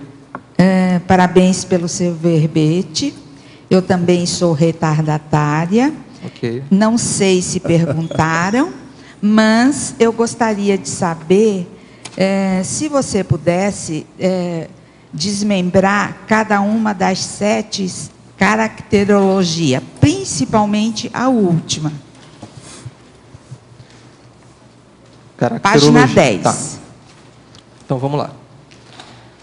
Bom, eu coloquei essas 7 condições como 7 efeitos diretos da conexão intermissiva. Sim. Então, nós temos, em primeiro lugar, invulgaridade, aquilo que a gente já comentou. A pessoa, ela fica naturalmente, ela ganha uma seletividade natural. Ela fica diferente do meio onde ela está. Isso é notório, né? Uhum. Ela não se confunde, ou melhor, ela tem uma questão que é mais autêntica dela mesma. Ela né? se destaca. Ela se destaca. Não necessariamente se destaca. Ela se destaca para ela própria. Eu acho que aí a gente poderia dizer. Às vezes as pessoas que estão em volta nem percebem essa condição dela, mas para ela mesma isso é um grande diferencial. Tá. Mental somaticidade é a questão da pensenidade elevada, eu coloquei aqui. Então a pessoa ela fica com a pensenidade mais mental somática. Ela tende a analisar as coisas com mais critério, com mais detalhe, com mais uma intenção mais cosmoética. E a questão psicossomática, às vezes, passa até despercebida. Ela nem lembra, quando ela vê, ela está se manifestando só de mental soma. A questão da priorização tem a ver com aquilo que a gente já colocou também. Então, ela identifica quais são as questões mais significativas para ela estar seguindo, naturalmente. Né? Isso fica claro, fica cachapante. Não há muita dúvida com relação a isso. Metas intraconscienciais, que é o número 4. Superação das valorizações ectópicas. A pessoa, em vez de ter metas intrafísicas, ela fica com metas intraconscienciais. Então, tudo que é importante e significativo para ela em termos de valores é mais intraconsciencial do que intrafísico. Então, isso é um grande diferencial para quem tem essa conexão intermissiva. Quantas pessoas você conhece que têm suas metas realmente intraconscienciais? Que a intraconsciencialidade, a superação de algum vamos dizer assim, traço consciencial, é mais significativo do que qualquer outra meta. Não que ela não vai ter, mas assim, o que é mais significativo, entendeu? São as metas conscienciais. Quando ela coloca isso em primeiro lugar, isso é um indicativo da conexão intermissiva também. Você entendeu isso? Entendi. Que eu estou querendo colocar? Tá, como meta intraconsciencial. Então, o que eu estava te perguntando, quantas pessoas você conhece que têm essas metas intraconscienciais como ponto mais significativo, né, da sua manifestação?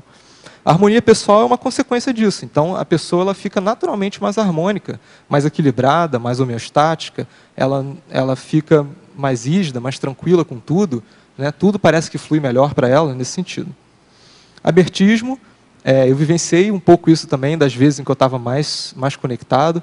Então, assim, há uma certa predisposição natural para estar falando com as pessoas, atendendo as pessoas, abordando as pessoas, de uma maneira assim despretensiosa, despojada, né?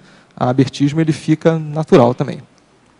E a consciencialidade, que é o número 7, que eu considero o mais significativo desses todos, é a preponderância então da consciencialidade da pessoa sobre a subhumanidade. Ela fica muito mais consciencial, ela está com os trafores mais evidenciados do que qualquer outra condição subhumana ou, vamos dizer assim, subcerebral, instintiva. A questão consciencial, né, a manifestação dela consciencial, ela fala mais alto, está mais significativa ali. Muito bem. Okay? Muito obrigada. De nada. Professor Valdo. Aqui. Como eu já falei, né, que eu trabalho num hospital há um tempo atrás, acho que o senhor lembra de mim. E eu fiquei muito curioso, porque algumas pessoas conseguem lidar melhor com os odores, né, com cheiro de fezes, urina, sangue com urina, com etc. Né? E eu não consigo, assim, eu tenho muita dificuldade, né? E eu queria saber do senhor se é mais em relação à energia, à questão da postura mesmo, da intenção, como que funciona assim? A ética sua com o processo de contato com o corpo humano. Às vezes foi contato também com seres subhumanos, mas o processo é corpo humano. Agora, isso deve ter criado algum recalque, algum complexo, alguma coisa nesse sentido, que acaba dando como repugnância e acaba como se fosse uma intolerância, tipo alergia, etc. Por exemplo, houve um caso assim que eu comecei a ver isso muito seriamente, que eu fiz odontologia, o curso. Depois, então, entrei no vestibular de medicina.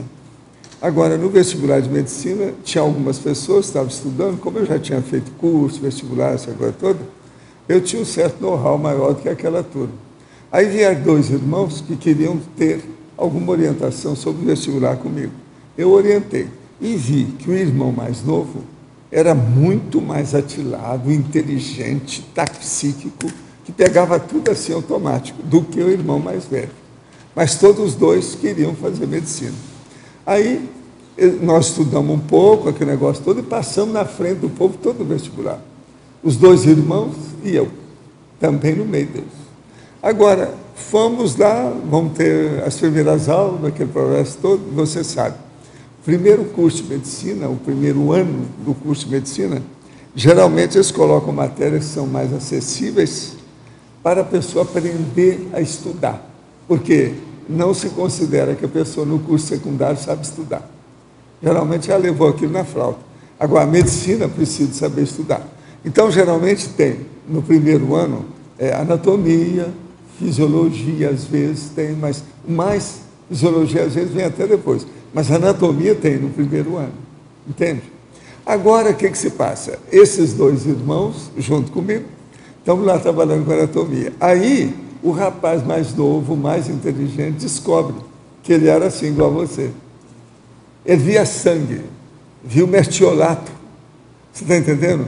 Chegou lá e viu lá o cadáver, por exemplo, com formol. O cara quase desmaiava. Aí, 2, 3 semanas depois, desistiu do curso de medicina. Passou nos primeiros lugares, foi embora. O irmão não tinha nada disso, não tinha nenhum processo, nada, e continuou, é um grande médico, chegou a ser um grande médico com tudo isso. E o outro irmão foi cuidar da vida, nunca mais quis saber de nada que mexesse com o corpo humano.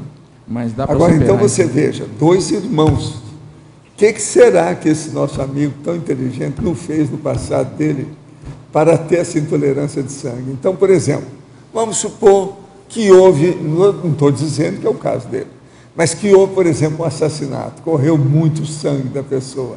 Aquilo foi impresso na memória dele, criou problema depois de remorso, arrependimento. Às vezes um cara ficou preso. Então isso tudo pode ser. Eu também não estou falando que é o seu caso, mas vamos ver as coisas com calma. Agora veja, existe isso que é um processo de intolerância, você está entendendo? E existe aqueles problemas que são alergia mesmo. Por exemplo, eu vi também um caso muito sério, eu vi muitos casos desses que eu estou falando, mas tem alguns específicos que eu guardo para servir de exemplo. Então, por exemplo, tinha uma moça muito bonita, junto com um rapaz muito forte, um verdadeiro galã, que eles gostavam muito um do outro. Aí, lá pelas tantas, começaram a viver mesmo na intimidade com aquele negócio todo, já estavam casados, quando eles resolveram se separar. Por quê? A moça chegava perto do rapaz, na mesma hora dava um monte de coisa nela, a pele dava alteração e começava a escorrer até umas coisas dela de cor. Você está entendendo? No corpo dela, reações mesmo alérgicas que... Agora, tentou-se de tudo. Agora, veja, ali não tinha despacho de quimbanda, não tinha nada contra. Era apenas a intolerância do problema bioquímico da moça com o corpo do rapaz. Agora, era incrível, eu vi o negócio como é que era. Ela empolava, dava alteração de tudo quanto é tipo de alergia com o contato com o rapaz. Então, você veja bem, havia uma simpatia enorme intraconsciencial. E do ponto de vista somático do corpo humano, uma antipatia total, que não dava certo. Agora, eu vi, eles se separaram. Eles vieram falar comigo, não, do jeito que está aqui, que a gente não sabe para onde vai. Amanhã isso aí pode acometer alguma coisa que vai mexer no órgão nobre do seu corpo, coração, pulmão, cérebro. E para onde vai isso? Isso aí não é bom, não, é melhor separar. A medicina mesmo, eles tentaram uma opção de coisa, mas nada resolveu nada. Já casado, eles se separaram. Então, Divida a mulher, o homem não tinha nada, era só a mulher. E eu sinto, assim, uma necessidade em trabalhar isso, sabe, de mexer, por isso que eu gosto. Sei, agora o que você deve fazer, a minha recomendação para casos iguais a esse é o seguinte: dê um jeito de fazer assistência na área da saúde, sem precisar de mexer com os humores do corpo. Tem muito jeito de fazer, você sabe. Você pode ajudar sem entrar nisso. Agora, você não pode ser nem enfermeiro.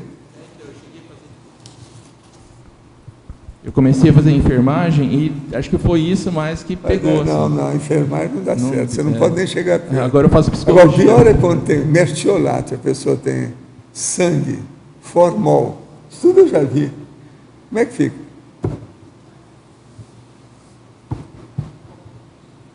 Agora, é muito bom que você parece tranquilo. Isso aí é ótimo. Mostra que você tem um temperamento bom.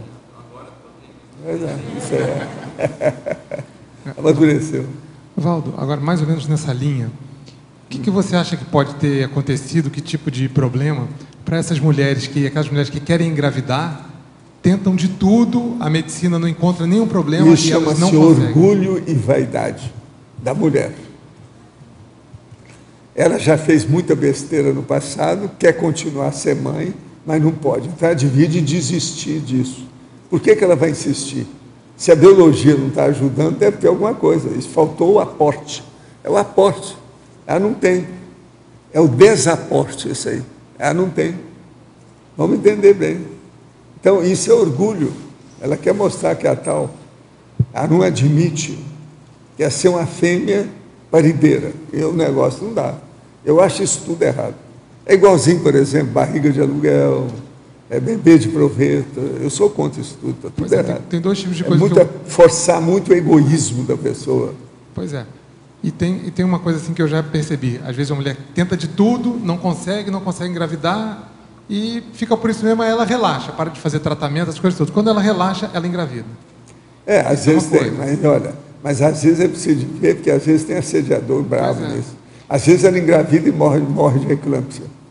Pois é. Eu já vi isso também. E o outro lado da moeda também, às vezes, não sei se a medicina, são coisas que a medicina ainda não conseguiu, está atrasada nesse sentido, mas simplesmente não acham nenhum problema.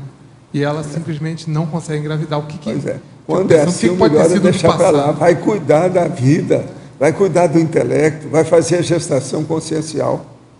Agora, a mulher fica teimosa, é como se fosse uma birra, entende? Uma pirraça. Ela quer arranjar o negócio de parir de qualquer maneira no tapa. Isso é bobagem, a gente não deve forçar a barra. Tudo tem sua razão. A biologia não brinca com nada e ela não admite, sabe, muita ingerência contra ela. Por isso que esse negócio dá para trás. Você olha aí o processo homossexual. O cara faz transexualidade, depois quer voltar atrás. Ele não pode dar força. O que eu fico pensando é, por exemplo, o que elas gastam de tempo, dinheiro, energia com isso, e, por exemplo, se elas querem poder adotar uma criança... Porque cria, isso aí é o processo chamado monoideísmo na psiquiatria. É uma ideia fixa. A pessoa fica só com aquilo é o seguinte, é a vida com isso, ou senão não quer viver. Pois é. Tem gente que só pensa assim. E tem um monte de criança já aí abandonada. Pois é, ela não quer saber de pegar a criança, filho dos outros. A maior parte é assim. Agora, ó, isso tudo é mesmo cabeça curta, né? É uma pena. Mas é patológico.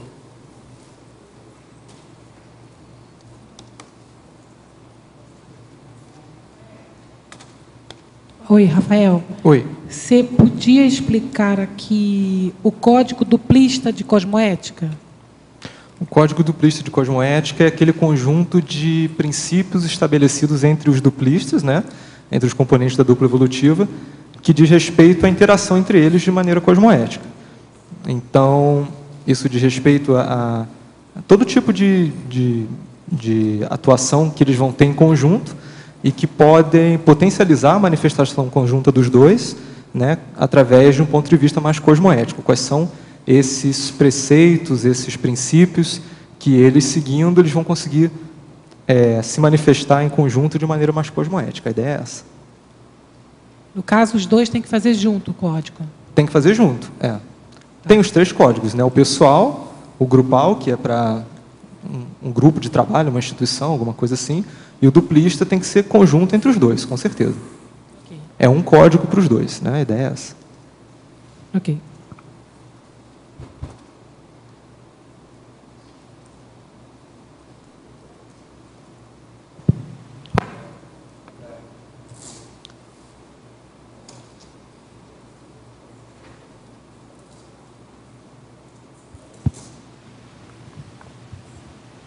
Rafael?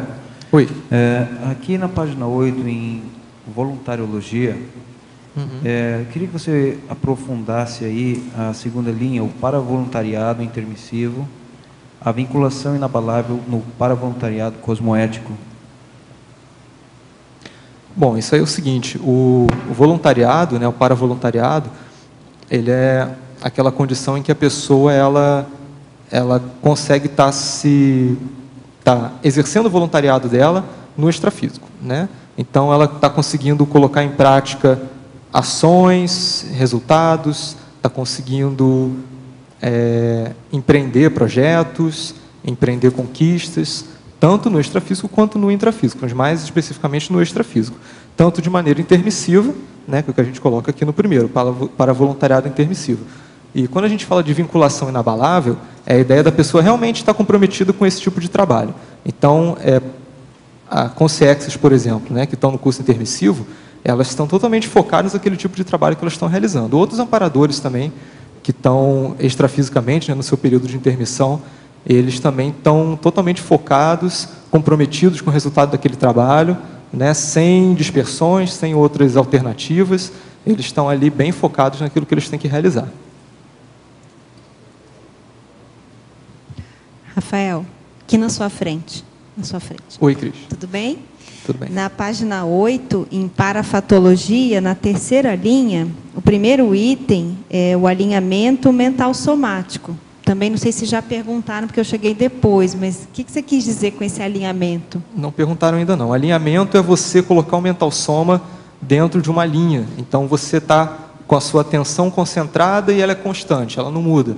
Você está com ela fluida, ela está sempre caminhando, você está sempre com o mental soma ativo, né, dentro daquela linha, e isso é uma condição de manifestação natural, né? Você está seguindo dessa maneira ao longo da existência, vamos dizer assim, né? O mental soma ele não sofre desalinhamentos, desajustes ou interrupções, você está fluindo com ele, né? Está sempre com ele ativo, um passo depois do outro. Um foco. Um foco seria um sinônimo disso.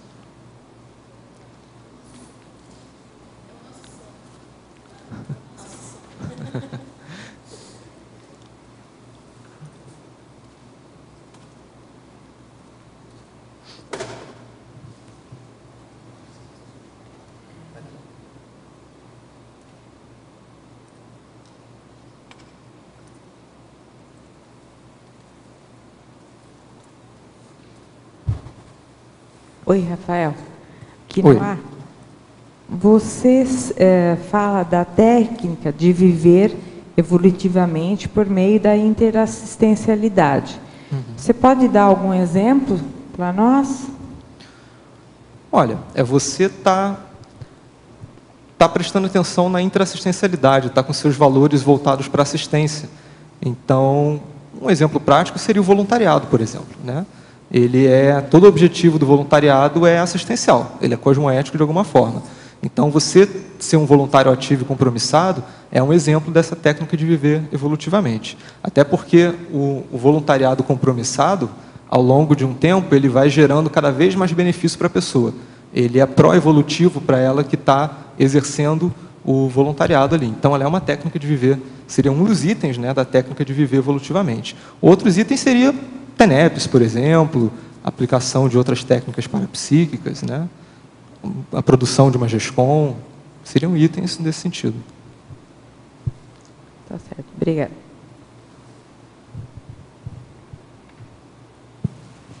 Rafael, você pode expandir um pouco mais essa trinomiologia da página 9? Página 9, cadê? Trinômio. O trinômio coerência cognitiva, êxito contínuo, homeostase holossomática. Bom, quando a pessoa ela tem uma certa coerência cognitiva, ela está com a mente dela alinhada, mais ou menos aquilo que a gente já comentou, né? Ela está com a mental-somaticidade fluida, operante, então ela tem menos dispersões, ela tem menos fissuras, vamos dizer assim. Essa coerência cognitiva, ela faz com que a pessoa vislumbre metas significativas para ela, e isso gera um êxito contínuo. Se ela está continuamente cumprindo essas metas, cada vez mais, e metas significativas, isso gera um êxito contínuo, né? E aí, a consequência disso é a homeostase holossomática. O fato da pessoa ter êxito contínuo, êxitos grandes e êxitos pequenos, né? Tanto de grandes realizações, quanto de pequenas realizações, faz com que a pessoa ela chegue numa condição de homeostase holossomática bem grande. A ideia do trinômio é essa. Ficou claro? Oi. No caso de uma pessoa, assim, digamos que você conhece uma pessoa que ele não é voluntário, ainda talvez não conheça a conscienciologia, mas como é que você poderia dizer, mesmo independente até da assistencialidade, assim, como é que você diria assim, essa pessoa já tem uma conexão intermissiva, ele pode ser um intermissivista, assim, como é que você pontuaria assim, alguns pontos importantes que você pode suspeitar que ele tem um curso intermissivo e tem uma conexão intermissiva? Bom, João, o que eu penso sobre isso, cara? Eu não vi ainda muitas pessoas nessa condição fora da conscienciologia. É um pouco arriscado falar isso, porque as pessoas pensam assim, mas que ideia louca. Mas eu estou falando assim com base na percepção pessoal mesmo, né? O que eu vejo mais nesse sentido é dentro da conscienciologia mesmo, porque a conexão intermissiva ela é bem focada na questão de realização de proexis, de ser uma mini peça do maximecanismo da maxiproexis. Então, até onde eu pude experienciar e perceber, está bem vinculada com a conscienciologia mesmo.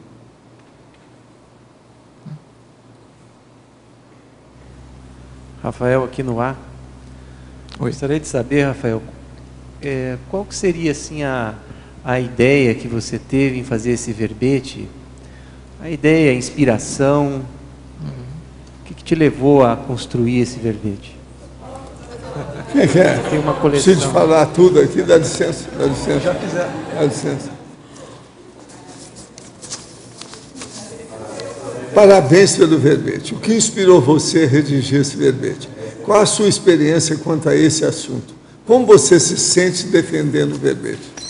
Essas são as 4 perguntas clássicas. Na verdade, eu já falei isso bem no comecinho, mas qual foi a ideia? Uma vez eu estava num evento, um congresso de Invexologia, e eu estava atuando na condição de voluntário, e foi muito interessante, a conexão foi muito grande, eu estava num momento bem estável, vamos dizer assim, estava com tudo acertado, e eu entrei num processo de cada vez ficar mais lúcido, e isso ao longo de alguns meses depois gerou justamente esse processo de conexão intermissiva. Eu interagi com algumas pessoas, né? Na época eu comecei a interagir com novas pessoas, né? Com novos grupos, e essa sensação de estar conectado, da conexão com as pessoas ser uma conexão com base no curso intermissivo, né? Era uma questão assim, paralelamente a isso tinha o bem-estar pessoal, que era uma pequena primené, vamos dizer assim, mas tinha também a questão da sensação nítida mental somática de estar vivenciando, de que aquilo que eu estava vivenciando era resultado de uma conexão que eu estava tendo com o curso intermissivo. E eu experienciei isso ao longo de alguns outros momentos também da minha vida, mas esse primeiro ponto foi mais significativo e foi onde startou para mim a ideia desse tema, né? A ideia foi essa.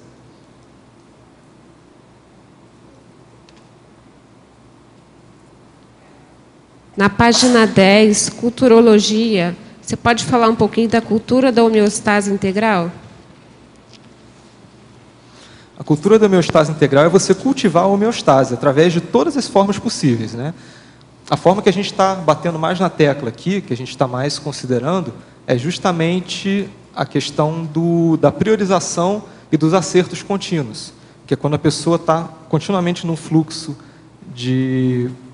ela está prestando atenção em tudo que está acontecendo, né, em termos de extrafísicos, e ela está mantendo esse fluxo, ela está mantendo as escolhas dela,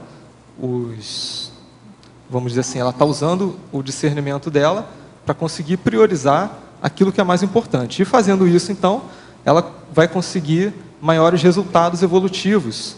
E a gente até comentou antes, né, com maiores resultados, êxitos e tal, ela consegue chegar numa condição de homeostase maior. Então, essa é a questão da cultura da homeostase. A pessoa está cultivando isso, ela está sempre buscando estar no seu ponto máximo de lucidez, de equilíbrio, de tranquilidade. Esse é um tipo de cultura, né? Ela está cultivando isso.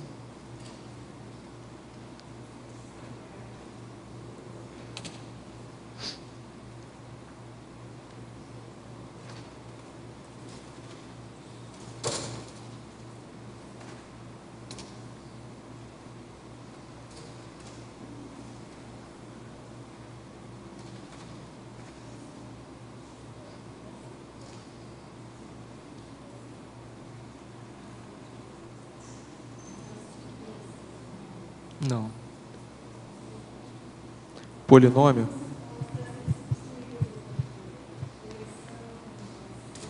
Ah, tá. Temos aqui um polinômio, né, na polinomiologia, que é o primeiro, que é o polinômio. Conexão, vinculação, ligação, união, concatenação.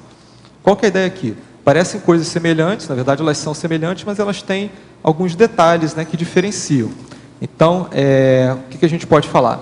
A conexão, no caso intermissiva, é aquele contexto onde a pessoa está com o plug, vamos dizer assim, ligado do curso intermissivo, ela está ali, vamos dizer assim, está com aquilo ativado, né, no dia a dia, e ela está se beneficiando daquilo e se orientando com base naquilo. A questão da vinculação, por exemplo, um vínculo que ela teve com o curso intermissivo a partir do momento que ela ingressou no curso intermissivo, que ela fez o curso intermissivo, mas ela não necessariamente pode estar aqui no intrafísico, mas está desvinculada, né? Então ela teve esse vínculo com o curso intermissivo. O fato dela ser intermissivista garante isso, né? E aí nós temos outros sinônimos. Então a ligação é a condição da pessoa se manter, como é que a gente pode explicar? Ela está ligada ali, está unida, né, às ideias, ela se mantém com uma concatenação, vamos dizer assim, se mantém coerente com aquilo que está sendo, com aquilo que ela está pensionizando em relação ao curso intermissivo. A união diz mais respeito à questão grupal, então ela tem uma relação de interação com outras pessoas que também são do círculo dela, né? Ali que também tem essa conexão intermissiva enfim, também estão se manifestando isso, é uma questão mais grupal. E concatenação é quando você tem diferentes coisas que estão organizadas de uma maneira lógica. A concatenação eu acho que é um resultado prático desses outros, né, da união, da vinculação e tal. É quando a pessoa concatena as ações na vida dela de maneira coerente, de maneira que tem uma lógica evolutiva dentro daquele fluxo que ela está empreendendo. Rafael. Oi. Página 8, final da página 8. Em numerologia, você faz uma sequência aí, essa sequência, ela é a sequência... Como que você elaborou essa sequência? Bom, essa sequência é o seguinte, são os passos relativos ao curso intermissivo. Então, primeiro, a consciência ela atende aos pré-requisitos, a partir do momento em que ela fez muita assistência nas outras vidas, ela está num patamar evolutivo que já está mais lúcida, ela já está mais livre, holokarmicamente, então ela atende aos pré-requisitos. Daí ela ingressa no curso intermissivo, é uma segunda etapa, né, que já exige também um posicionamento pessoal da consciência. Até onde a gente sabe, o ingresso no curso intermissivo ele não é obrigatório. É uma sugestão do orientador evolutivo e ela ingressa, então, com base no livre-arbítrio dela, né? O aproveitamento do curso intermissivo é a capacidade dela se beneficiar, dela aproveitar, dela interagir com as pessoas. Ela pode fazer o curso intermissivo, paradoxalmente, né, não tem um aproveitamento tão bom, ela pode aproveitar bem o curso intermissivo se ela está bem comprometida. Elaboração proexológica, embasada no curso intermissivo, é o momento em que ela elabora proexes em conjunto com o orientador evolutivo, né? Dentro do curso intermissivo, então, um dos itens é ela estabelecer o que ela vai realizar na próxima vida intrafísica. Daí ela renasce, né? E aí tem o processo da rememoração do curso intermissivo, que às vezes é feito de maneira mais instintiva, às vezes é feito de uma forma mais organizada, mais provocada, quando a gente, por exemplo, ingressa na conscienciologia, voluntaria, pesquisa, participa de debates, tertúlias, etc. Você está estimulando também a rememoração do curso intermissivo. A aplicação teática do curso intermissivo é o que a gente veio falando até agora, quando a pessoa ela pega tudo isso que ela entendeu, que ela compreendeu, rememorou e tal, e ela põe em prática na vida intrafísica. Então, ela orienta a vida dela com base nesses princípios. E daí, então, ela colhe os resultados desse curso intermissivo a partir do momento que ela faz isso. Se o curso intermissivo ele programou a proexis dela e ela realiza essa proexis, ela está colocando em prática aquilo que ela percebe que é mais avançado, ela vai começar a colher os resultados benéficos disso na própria vida intrafísica, né? Então, isso constitui um ciclo completo, né? Desde do início até o resultado em que ela está colhendo os resultados do curso intermissivo. Isso, eu achei interessante que, em seguida, na binomiologia, você faz um fechamento aí desse pensamento, né? Então, é o binômio, o curso intermissivo, Max e Proex. Você pensou na Cognópolis? Qual foi o seu raciocínio para fazer esse binômio? Bom, o curso intermissivo, ele geralmente, eu acredito que sempre, né, ele esteja vinculado com uma Max e Proex, no sentido em que ele é pró-assistencial. A ideia é essa. Agora, você foi aprovado honrosamente com esse verbete. Nós esperamos mais quantos? 100? 200? 200. Tá bem? Francamente, Rafael, né?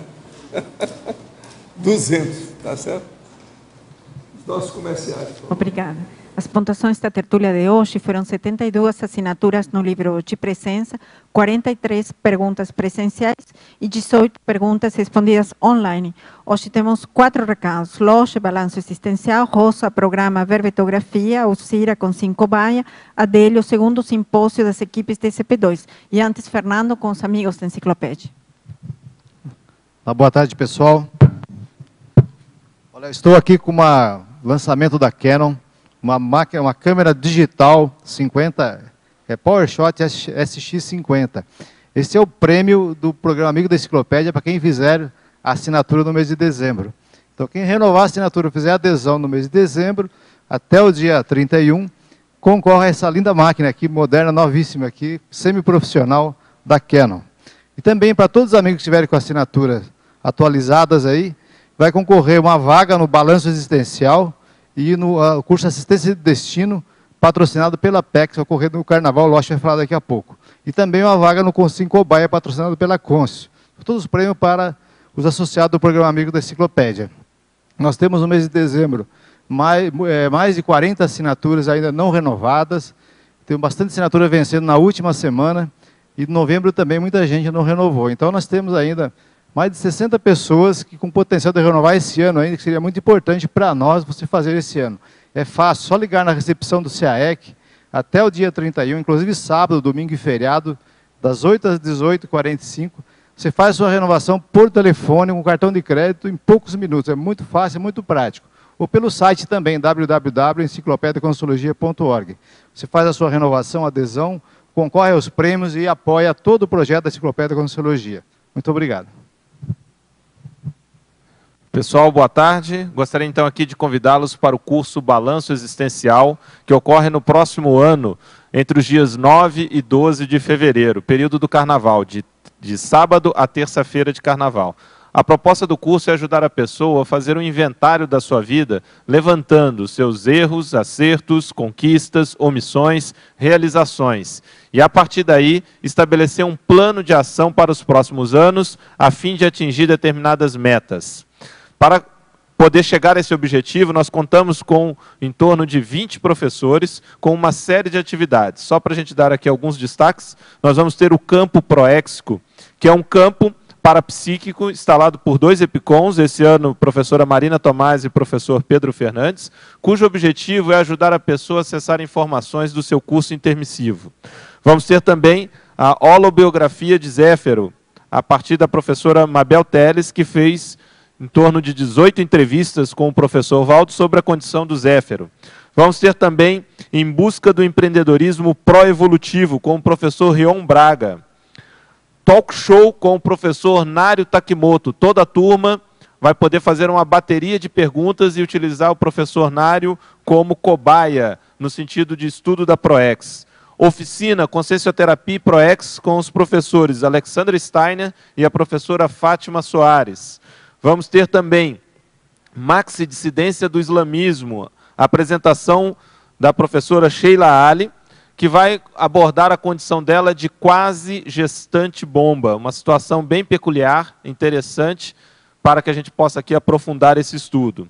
Infiltração cosmoética na África, com a professora Juliana Costa, que atualmente vive na África e vai trazer essa condição de atuar de maneira infiltrada cosmoeticamente. Identidade interassistencial, com o professor Gustavo Vieira. Então, são algumas das atrações. E no dia seguinte ao balanço, portanto, no dia 13 de fevereiro, quarta-feira, vamos ter o curso Assistência de Destino, que será ministrada por mim, cujo objetivo é tratar desse tema, que é o auxílio providencial em situações críticas de mudança, de decisão de vida, com repercussões no futuro da pessoa dali para diante e também de pessoas próximas. Em situações críticas como, por exemplo, mudança de cidade, mudança profissional, encontros de destino, um posicionamento perante a família, dentre outros. Então, contamos também com a participação de vocês. Ambos os cursos ocorrerão aqui na Cognópolis, em Foz do Iguaçu, no Discernimento. Muito obrigado. Boa tarde a todos. No dia 28 agora de fevereiro, a gente vai dar início a mais um programa Verbetografia totalmente virtual.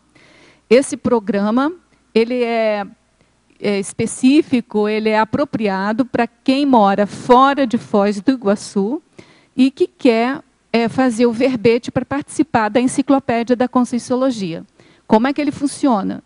Durante 12 semanas, a gente disponibiliza aulas virtuais no Moodle, né, no ambiente Moodle, e a pessoa da sua casa, ela vai no horário que ela tiver disponível, ela vai assistir essas aulas e vai fazer a sua produção semanal.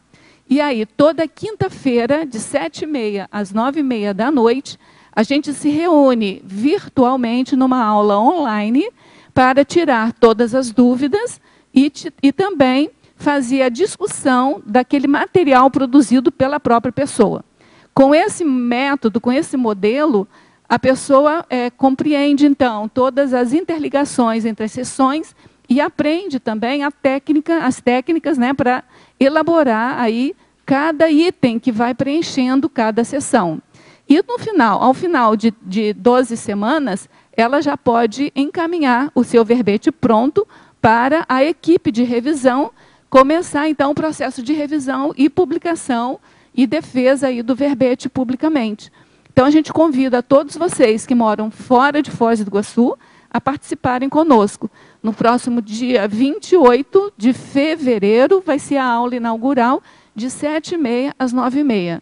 É preciso que vocês façam inscrição antecipadas, porque a gente precisa de habilitar vocês, enviar para vocês o endereço e a senha para que vocês possam entrar e assistir essa aula.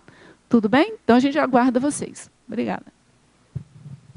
Olá, pessoal. Boa tarde. Gostaria de convidá-los para o curso Consim Cobaia Voluntária do Conscienciograma, que vai se realizar amanhã, quinta-feira, a partir das 15 horas às 20h30. Uma excelente oportunidade para exercitar a sua auto- e heterocrítica. Obrigada e até amanhã.